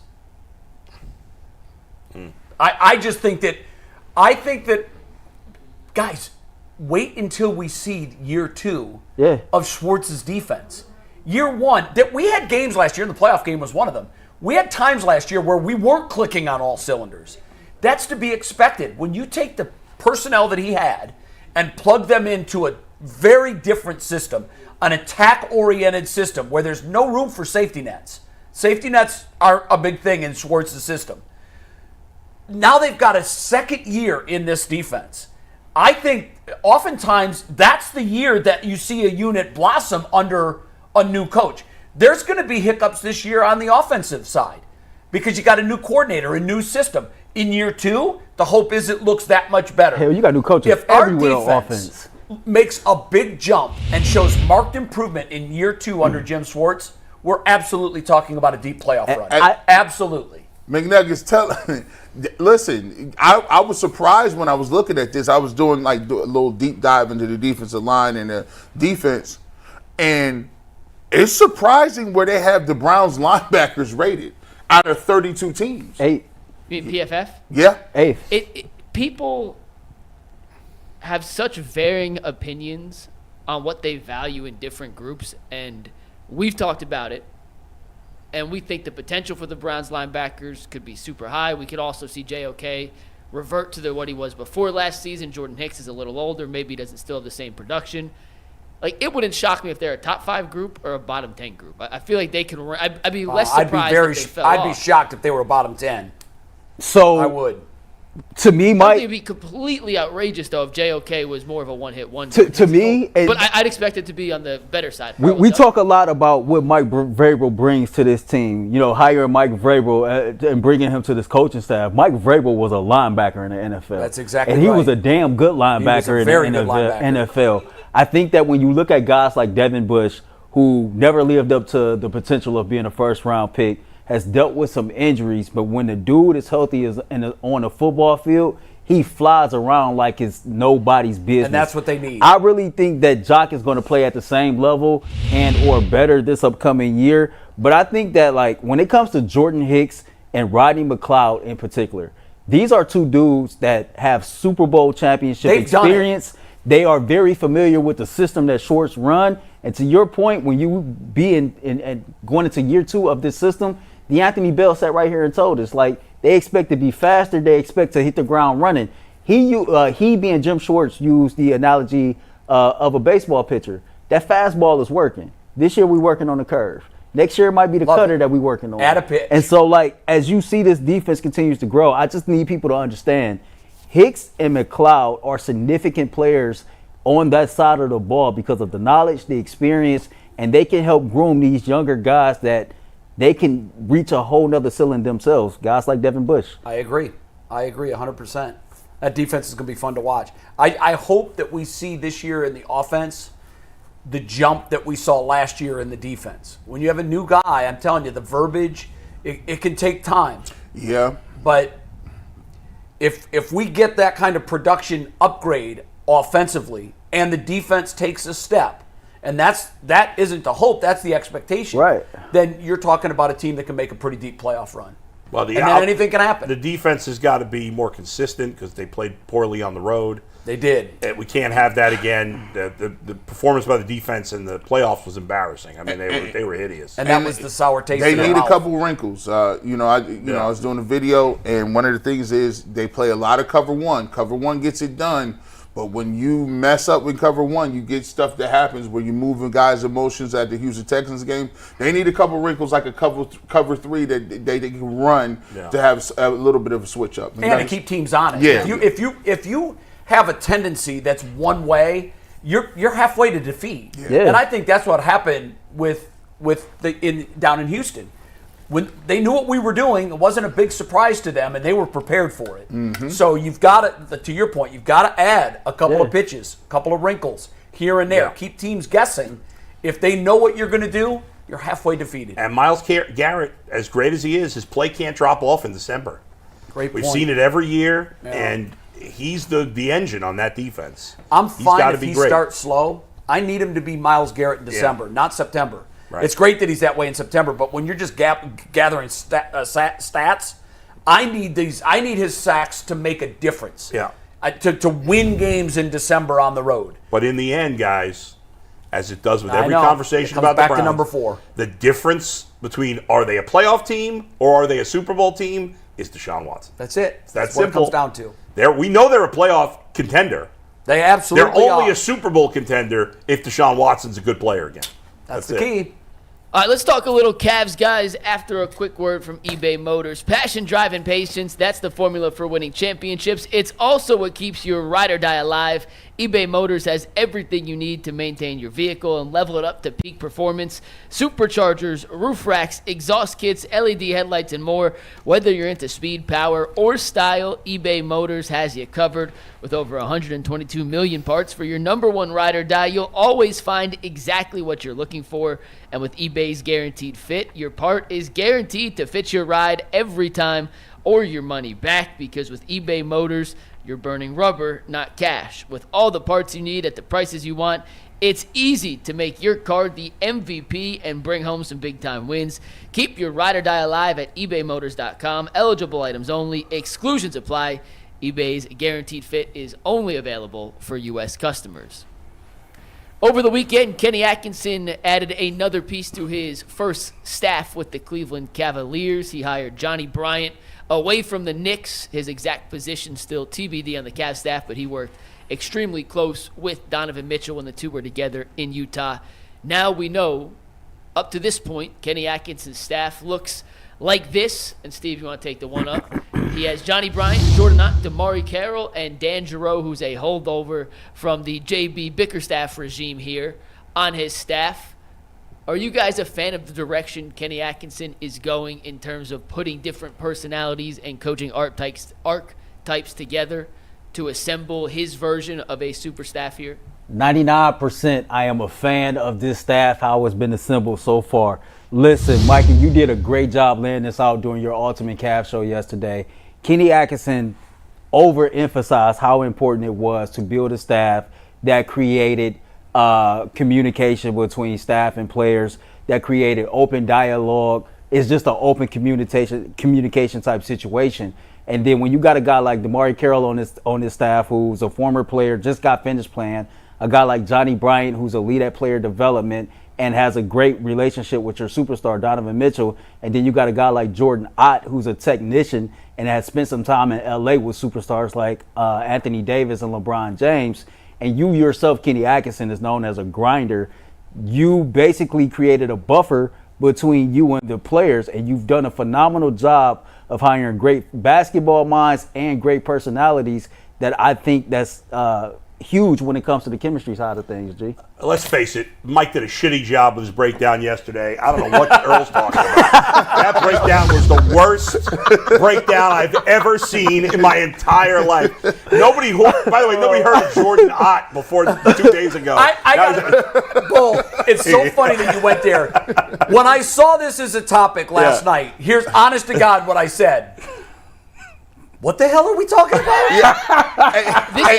This is an underrated part of what they've done because they haven't done anything else this offseason. No, it's not an underrated part. It's what they've done. And here's my point. We're inside baseball, okay? Yeah. Like, that's what we do. Mike is inside basketball. Big time. When you start asking me to grade the quality of the assistant coaches on the Cavs coaching staff, you in trouble. I'm hitting my tap out button. I don't know anything about any of these dudes. Let me give you guys a football comparison and see if this makes more sense Okay. to someone who doesn't know a lot of what this is. I'm just looking, Jay. And I appreciate Earl. I appreciate that. Bull, I double appreciate what you said. And Jay, thank you for the transparency. G, I hope this makes sense. I'm just listening. Yeah. G has brought this up many times about the Browns and Kevin Stefanski this offseason, bringing in different offensive minds to help collaborate on a game plan week in and week out. Yeah. It's not just his way. He brought in Tommy Reese from the collegiate ranks. He brought in Ken Dorsey, who's more versed in the spread. Sure. They added a new running backs coach in Deuce Staley instead of Stump Mitchell. They brought in a new offensive line coach because Bill Callahan left. He welcomed Mike Vrabel into the fray to help give him a little more, okay, you were a head coach against these teams. Let's see what you can add. It's a nice collection of experts. Exactly. Kenny Atkinson in Brooklyn, part of his downfall was his relationship with star players. He is a self-admitted grinder, and he says, I want control. I want to get guys to work their hardest day in and day out, and eventually that can rub players the wrong way. And we saw here in Cleveland last year with Donovan Mitchell and J.B. Bickerstaff, that personality type doesn't always mesh with the modern-day superstar. So what he has done here, and I'll be honest, Dan Giroux, not super familiar with. Damari Carroll played for Atkinson in Atlanta and in Brooklyn. Of course. I was familiar with Jordan Ott. I do know Johnny Bryant because we talked about him as a potential candidate for the head coaching spot with the Cavs. He was the top assistant for Tom Thibodeau, he wasn't Thibodeau's go-to guy, but he was the associate head coach. He also knows Donovan and has a long and fruitful track record of player development. Kenny Atkinson has put guys around him that relate to the players in a way that he may not be able to himself. And I think when you looked at the hiring of Kenny Atkinson, one of his most important aspects was assembling a staff that could relate to the superstars and the top-tier players, not only from a developmental standpoint, but from a open dialogue back and forth standpoint. J.J. Redick's trying to do the same thing in Los Angeles now. Is that the wave in the NBA? Because it seems like it is. And we saw, and we talked about it before with JB, like he didn't have an offensive coordinator. Right. James Borrego was legitimately the offensive coordinator in New Orleans.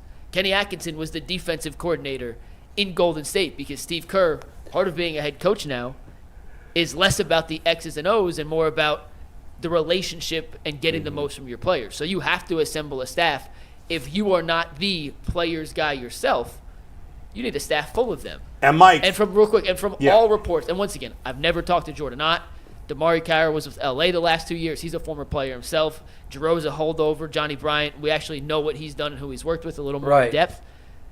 They all have terrific reputations of being players, guys, to help ease that dialogue potential back and forth conflict. And Ott coached under Atkinson before. Correct. As well. So there's connections with all the guys. Correct. In all seriousness, I mean, who knows how good it'll all mesh together, but I think it is a sign of growth from Kenny Atkinson that he's hired guys that come from, as you said, different backgrounds and have different connections with the players. And I think he probably learned that being in Golden State. You were with this great coach and this great organization, and you learned, hey, I can't do everything as the head coach. I have to. There's a new way to coach players. Maybe Popovich can still do it that way, but that's going out. So I got to be able to have other guys that connect and have these relationships. So I think that the Cliff Notes version is Atkinson's not a player's coach, but everyone on his staff is, and that should mesh. And it's nice to have a guy who's strong in one area that another guy might not be. I wouldn't say he's not a player's coach. He might not be a superstar's coach. I was just about to say that. Rank and file. I was just about to say that when he was. Is he even a rank and file? Because to me, it sounds like. And I don't want to label this guy if this isn't right. His guys in Brooklyn loved him. It was the superstars that didn't want to practice day in and day out, like he had to get his other guys to do to be competitive. What in coach earlier. has a handle on superstars? Like Phil Jackson did, but today Steve Kerr, who we just worked with. No, but Jay, I was just about to make that statement. I was just about to make that statement. Ty Lue does, yeah. That's what he said. That was his biggest Achilles heel, and that's what he learned the most from Steve Kerr. Yeah, how to manage those relationships with superstar players. And another point that you made, I think that's a huge reason, and Mike, you can attest to this, of why he brought Jordan Ott back to his staff.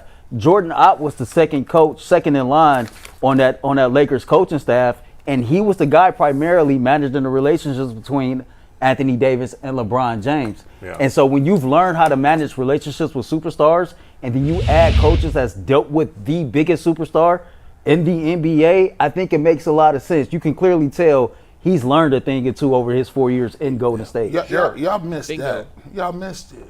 Y'all missed it. This a Donovan Mitchell hire. What you talk about? Like Johnny Bryant on the squad that's my man. My man is gonna be on this roster. You can take Atkinson, but clearly he's the liaison between me and you. He didn't have this with JB. So when you get Atkinson doing things, he's going to say, okay, how's Donovan feel about this? How do we funnel? See, this is the LeBron James playbook. When Donovan Mitchell has gotten to the point where he has true power in the organization. He got his guy in here as assistant coach. Assistant coach. He co-signed Atkinson. He got Atkinson and he said, okay, what do you feel about Jared Allen? Oh, I like Jared Allen. I played him before. You're hired. Look, hey, Jared Allen ain't going nowhere. Donovan Mitchell is telling you right now, this is how we going to move. I got my guys in here. There's some player coaches. All of those dudes, that move right there just showed me who was in charge and how they was moving. Let me take you behind the scenes a little bit. 2 days after we hired Atkinson, me, Mike, and Ann is sitting upstairs. We preparing for the show. I turned to Mike and I said, Mike, what's the chances that Johnny Bryant joins the Cleveland Cavaliers staff? Really? He goes, it would be a lateral move. It wouldn't make sense. And it's so funny. Way, I thought the same thing. It's so funny that he's here now. I heard yesterday that when the rumbling started about Donovan Mitchell leaving Utah and the projected landing spot was New York, that's why he voted for New York, because of the relationship. That's not a rumbling, Earl.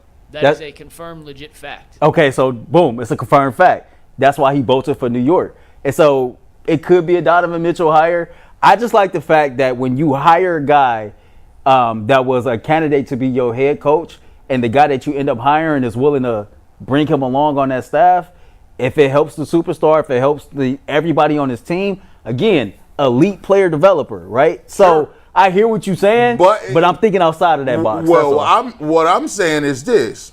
Hey, Kenny Atkinson, you don't get it done. Guess who right on the bench? Nah, I disagree with that. Guess who the associate head coach? Well, it is. That's why it's interesting. That's interesting. It's almost as if one of the coaches who stuck around and interviewed for the head job and didn't get it stays on that staff. That's rare.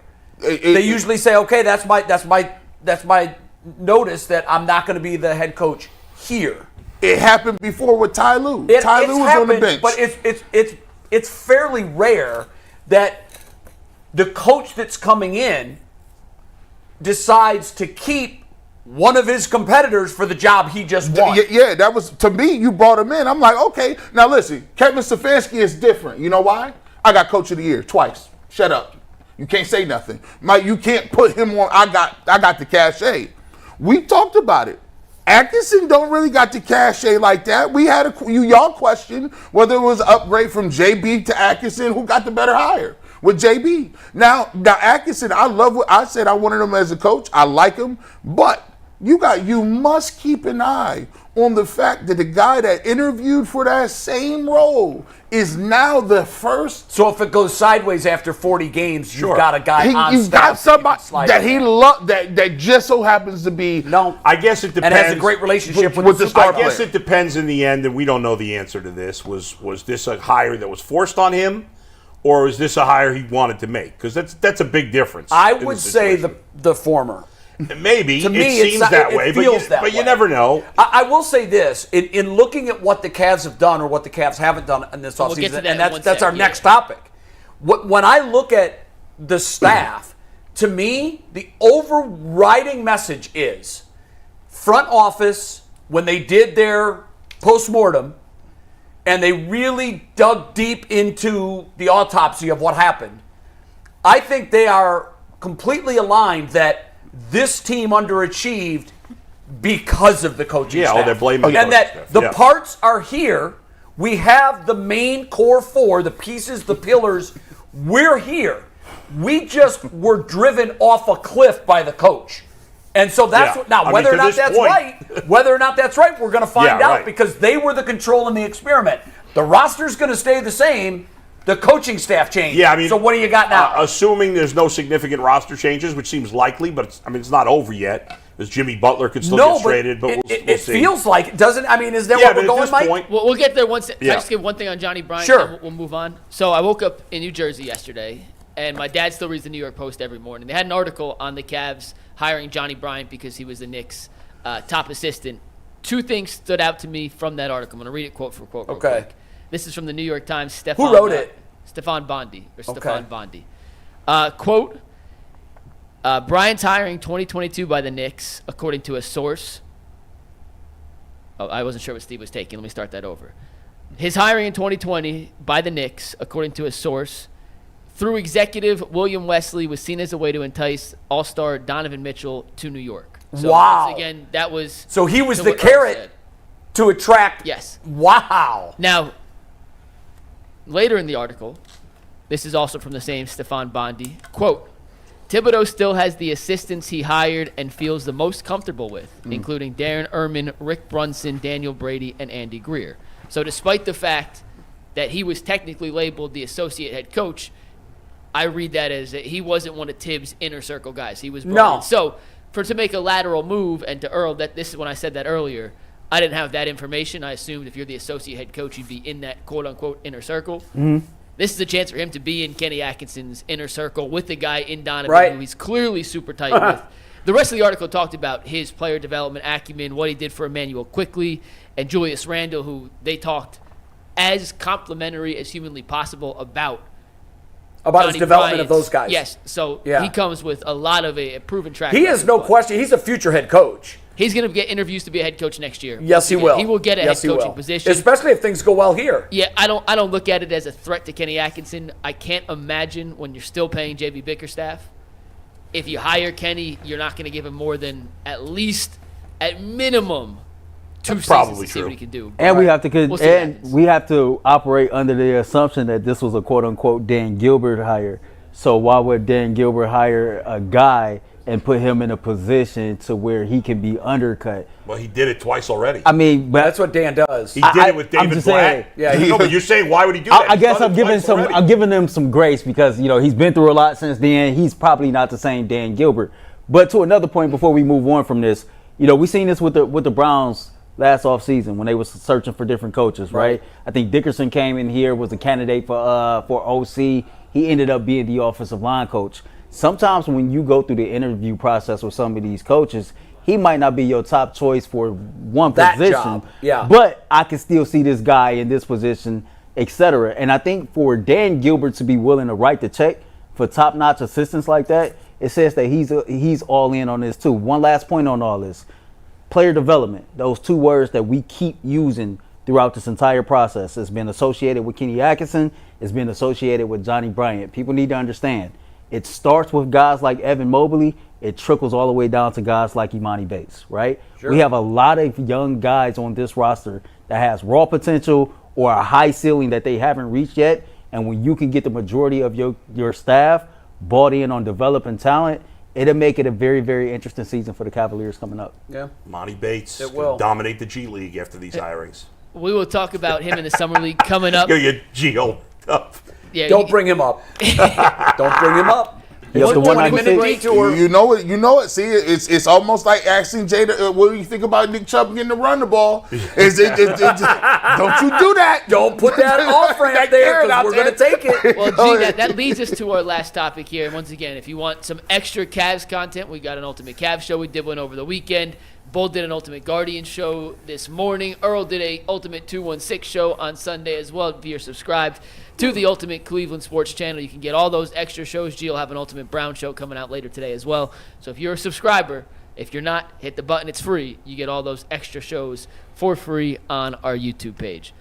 We are now over a week into the free agency period, and outside of assembling a staff, the Cavs have made no roster moves to improve or to make the roster worse. They are exactly the same team as currently constructed as they finish the season, as they are today. Guys, how surprised you that we are this far into the offseason and the Cavs have yet to make a single move outside of re-signing Donovan Mitchell? I'm not surprised at all because I don't know what there was to do. They have no cap space. Their move is to make trades potentially, and there's still plenty of time to do that, whether it's eventually doing a sign and trade with Isaac Okoro or making some sort of blockbuster move for Jimmy Butler. Obviously, they need to make changes to the team, and if we get to the start of the season and the roster is unchanged, I think we're all going to be disappointed. But I'm not going to kill them yet because I don't know what they're going to do. Remember, the Donovan Mitchell trade didn't happen till when, Mike? End of the summer. Yeah, Same with the Lauren Markkinen trade earlier. And Jimmy Butler's probably going to be traded this offseason. So I still think it's a possibility the Cavs can be in the mix for that while other teams have done big things. And so we can be critical of them now if we want. That's fine. But what is it that we expected them to do at this point? It's what I said. Yeah. I think that they've made the decision that they have woefully underachieved the last 2 years based on their roster construction. It took them an extra year to figure that out. We were there last year. Yeah. We were after the playoffs last year when they went in with 54 wins or whatever they had in the regular season, and they get in there against the Knicks and lay an egg. I had seen enough. It reminds me of one of the most important. You'll know this. One of the most important positions of a NASCAR team is their chief mechanic, their crew chief. Right. Okay. Why? Well, all the car parts are the same. Right? Everything, for the most part, it's pretty regulated. Yeah. It's how you put those parts together. That's what makes the difference between winning a race and losing a race. And to me, I think the Cavaliers have figured we've given our crew chief a garage full of winning parts. Mm-hmm. And the car keeps breaking down. We're not doing anything with all these parts. So we're going to bring in a new coaching staff, and we're going to go all in on this coaching staff. And to your point, pay them well. Right. And now we're going to see what this crew chief, how he puts these parts together, and what that car looks like. Yo, I got to bounce off that analogy. Some people ain't going to like this, but I use Michael Jordan and Denny Hamlin's team, right? Okay. Their drivers are Bubba Wallace and Tyler Reddick. Yes. They got the same equipment. Yep. They're in the same garage, right?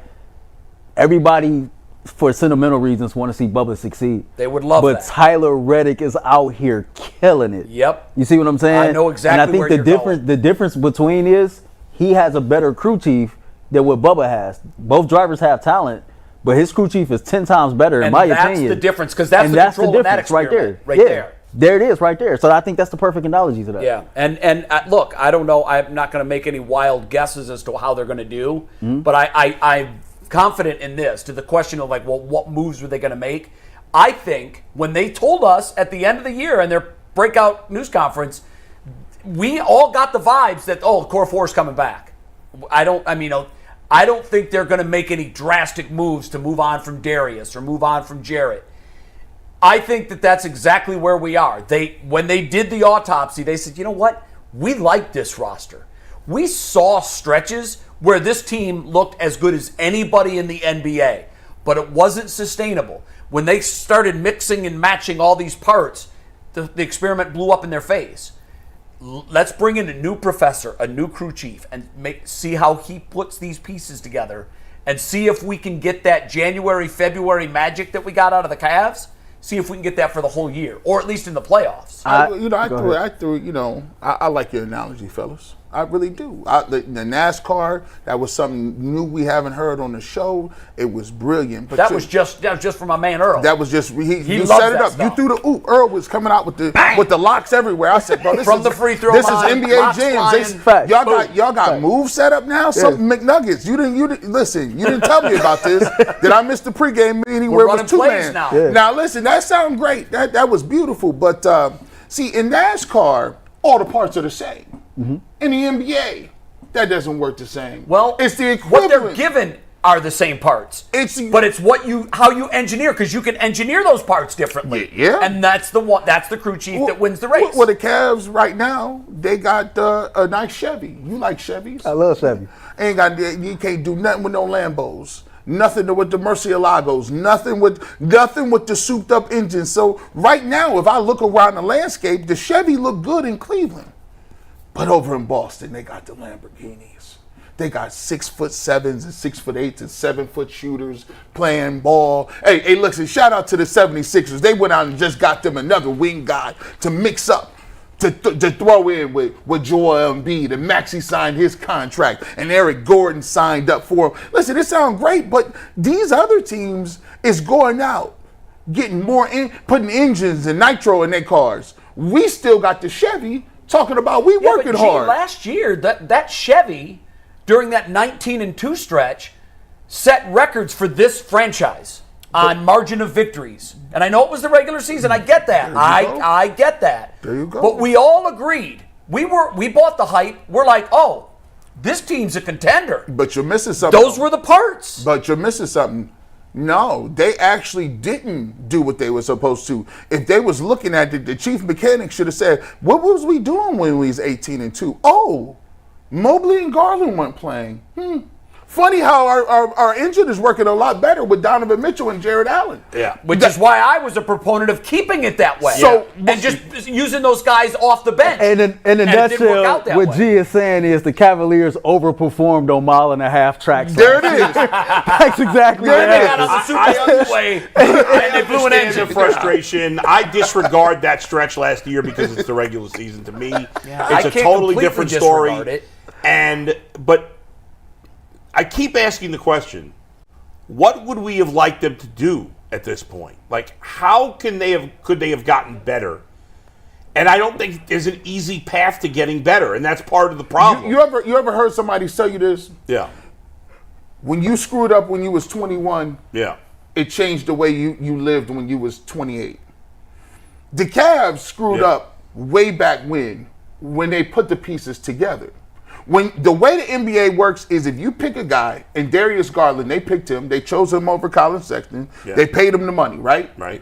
When you put that tag on him and say he's a max player and he don't live up to max money, then on out, you're never going to get the return on investment because you put the shadow on him. You said he was a max guy. Now every other team is looking at it like, he's not really a max guy. Even the Cavs. But the Cavs know he's not a max guy. And they can't get none for it. And that's why it may be, as much as it pains me, if they believe this coaching staff can get the best out of the players they have, that the best opportunity for them to win might be getting Darius Garland back to being an All-Star, which he was, and getting the most out of Evan Mobley that they thought they were getting coming out of college. Now, that may not happen, but that might be the best. Like, trading Darius Garland just to trade him is not necessarily going to make them better if they turn him into different parts. No, you got to get a part that's going to help right. your machine. It's not just about trading them. It's about trading them from guys that will help you more. That's not easy to do. Here's the situation, right? We keep talking about this core staying together, and we use NASCAR analogies and car parts, right? So let's say the core four is the engine.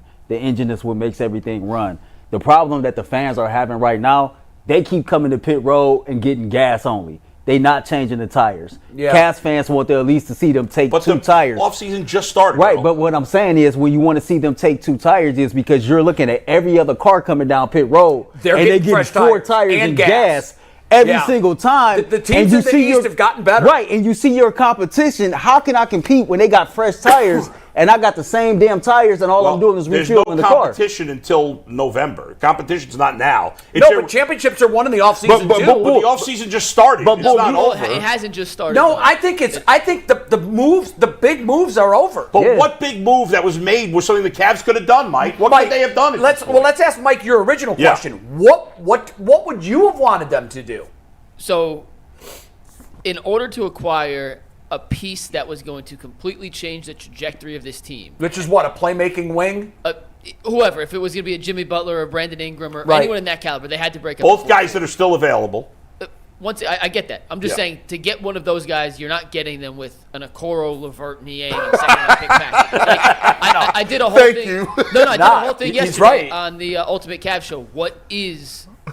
how much is Okoro? What's his value? Right. Like, you're not getting anyone that changes the trajectory of your franchise for Okoro, Levert in 3 seconds. You're just not. You're not. So, to Earl's analogy, which I think is a very good one, you can run back the core four, but it's the ancillary pieces.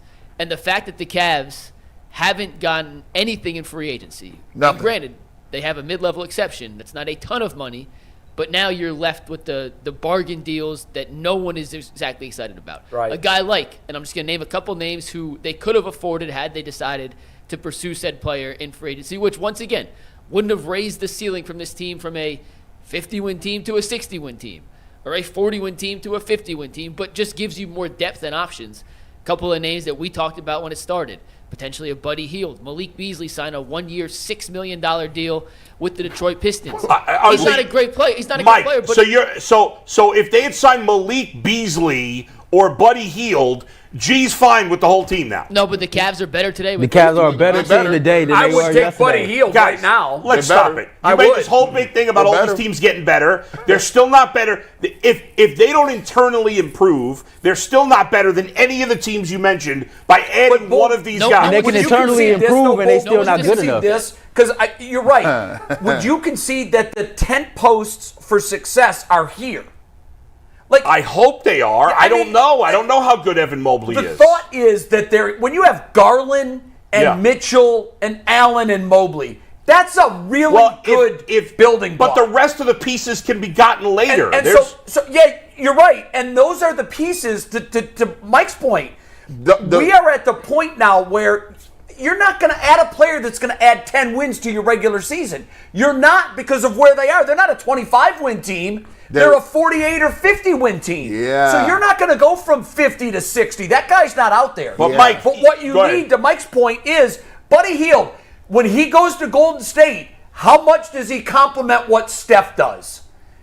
And that's it. I mean, you're looking for complementary. The first time he went to a playoff team, he went to Philly. He didn't do anything there. I know, but I was just naming names. It wasn't him. A perfect example. Now, the Cavs need a big 3-and-D wing, right? Yes.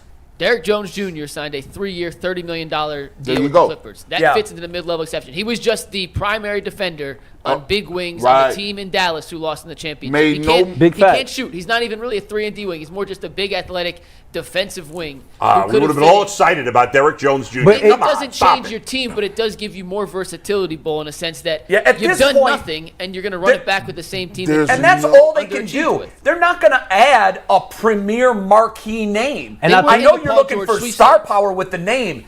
I don't think that guy's out there. Unless if Butler is, okay, that's fine.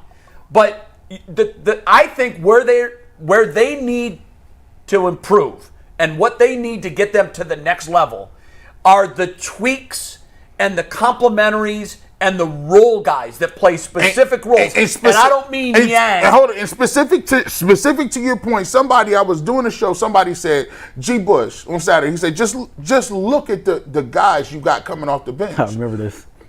You got Sam Merrill, he's a guy. Dean Wade is a guy. Strus is a guy. Niang is a guy. Ty Jerome, don't know what he looks like. He's a guy. Isaac Okoro can't shoot. He's a good, solid player. He's a guy. You got 6 people I just named right now that don't move the needle. 0. But Derek Jones Jr. moves the needle? He's better than everybody else. He's better than Karis LeVert? It's the right fit. Oh, and by the right fit. And by the way, Karis LeVert, he's a good player, but some days he give you 20 and some days he'll be what does gone. Derek Jones Jr. give you? Is he giving you 20? He just went to the NBA Finals, which was a big reason why they got there. Mike, you're telling me they can't get an equivalent player to Derek Jones Jr. still? No. What he's saying is they haven't done it, Bull. So what? They haven't done it. Who cares? You can't sit up here and say, so what, who cares, when every other team in the Eastern Conference Doesn't is matter. making We're not moves. starting the season today. Yeah, but it does matter, because the longer that you get into this process and you know you have limited Your drawing assets, pool is smaller. your drawing pool gets smaller and smaller. You opened it up with the NASCAR analogy, right?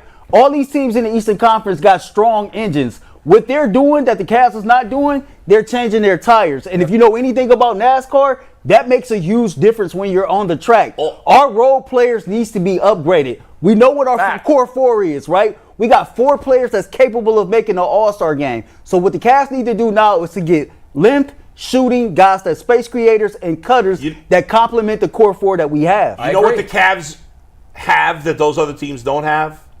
Is they have 2 players who for the last 2 years, the coaching staff was not able to get the best out of those players. That's true. That's why I said they're all in on the coaching. That's what's going to make them significantly better. And Bull, in the end, you absolutely might be right. That's why I think the organization has made that. They came to that conclusion. And they said it goes hand in hand, though, because, Bull, you're right.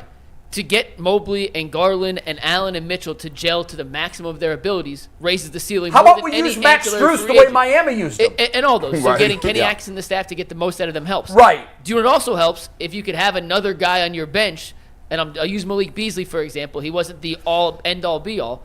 But just having another guy who can defend and shoot 40% from 3 is never a bad option, Mike, especially in depth in the regular season. All I'm saying is I'm not going to get pissed about it now. I'll get pissed about it if they don't do it. But if tomorrow or the next day or next week they get a guy of that similar ilk, then what did I get worked up for? So, Mike, These are the what best guys. percentage of the real moves quick. are done? What would you Most say? of the free agency moves are done. Take this full. 80%? These are the best remaining free agents left. These are. And so, Bull, the only reason we're any of saying these that guys is have like the drawing impact pool anything now is a whatsoever. lot Yeah, smaller So than what? it was. But those guys are just as good, are they not, Mike? But if you're picking, I like don't if think this so. was a draft, you wouldn't want to pick 15th. You wouldn't want it because then you got leftovers. Be active. Be one of the first and get the guy that But you think because is of the fit. cap, they probably couldn't have gotten all those guys. this is No, they could have got one. So this is why. got one of them. They didn't This have is to start. why I talk all the time, and people laugh at me. I'm the dude that say, "Hey, it's raining. The flood's coming." They're like, "Gee, Bush, your knees are shaking again. Duke a knee jerk." This is why when you laugh at me about Imani Bates, I keep telling you. Either you're going to go out and get somebody. It's only one or two ways you can do this. You could go get somebody. You could go spend the money. You could trade for somebody. Everyone has told us we don't have the money and you don't want to trade your core 4. So what ways do you get better? You can either take the guy who has a really nice skill set, that's a nice young player, who's about 20 years old, who's put 20 pounds on and can shoot the lights out and give him an opportunity. Here it comes. Or you can run it back with Niang and Strus and get smoked. So once again, Imani Bates is the guy Strus that was he's the answer. Strus was a good player for the Cavs. Maybe not as good as we thought he'd be. He's but a bench guy. Well, we used him wrong. He's a bench guy. Okay, but there's a new coaching staff now, That's so my hopefully they'll use him and the that's, right way. Bull, that's my hope. Yeah. My hope is that Atkinson in his interview said, "My God, what were you guys doing last year with Strus? Playing him at 3. You guys took a round peg and kept trying to jam him in a square hole." Yeah. I'm Craig just saying, Porter a lot Jr. of these guys were talking about the Cavs could have signed. We wouldn't have been that excited about those guys. Craig Porter Jr., he's another young guy. I want to see what he got going on. I want to see the big boy from NC All right, State but what too. you're screaming about it that as if it might not happen. Maybe they will give Imani Bates a real opportunity. There it is. I don't know, maybe, but there's no coaching staff. Bull, are you on camera advocating that Imani Bates should get a legitimate He look. just said maybe they will. Are you advocating that? I honestly have no clue whether he's good enough to actually play in the NBA or not. I don't know. It seems like he's not. Well, but I have no problem. If this coaching staff thinks he can play, then you check all corners. Figure it out. Bull, Move on. Bull has said he will have a watch party with Imani Bates. He's going to watch every summer league game. I can't speak for Jay. No, he won't. And I won't either. Real quick, we got 2 super Do our chats. super chats. I got a question for Bull real quick, then we'll get super chats. Bull, That'd be the only summer league watch party ever. Bull, what would you grade the Cavs bench last year? Real quick. I give him a D. I'd say a C. All right, so there's room for improvement. Yep. That's the Absolutely. Hey, that was a nice reverse pick. good exercise. That's a nice one. Nuggets for the win. I never once said the Cavs shouldn't do anything. I'm just saying there's still time. And the guys you talked about were not. I just don't know that they're any better players than the guys you could still get now. Okay. Fair enough. All right, 2 super chats. First one comes from R Mac Dog, who says, Jay acts like he's the oldest guy in the world. I just turned 64, and I'm thankful and grateful for each day I'm alive. Health is now my wealth. Jay, the alternative is worse, so enjoy life. You look great. I do say as that. a senior citizen. I'm glad to be 59. That's right. Because the alternative, I say that all the time. The alternative sucks. Pushing daisies. That it does. Shout out to Graham Dog 6, who gifted 5 memberships throughout the show. So shout out to you, Graham Good Dog. job, Graham. And Devoid Archangel says the Guardians Instagram posted a video of Jay Honk's home run the other night with a caption, Honky Tonk, Badonka Jay Honk, so someone must have watched the show. A, great caption. B, we do know some people over at the Guardians, and I do hope they are watching the show. So that is awesome, and thanks for bringing that to our attention. We have no overtime today, guys. We do not have a available stream because of KYC upstairs. They are streaming something on our stream at 1 o'clock. So no overtime today. We'll make sure we get overtime the rest of the week. So good show. Welcome back. And 4 guys on the panel and not a ton of yelling. I'm proud of every single one of you guys. We're getting so big. Look at that, man. See ya. Somebody say Jay took his happy pills. I always do.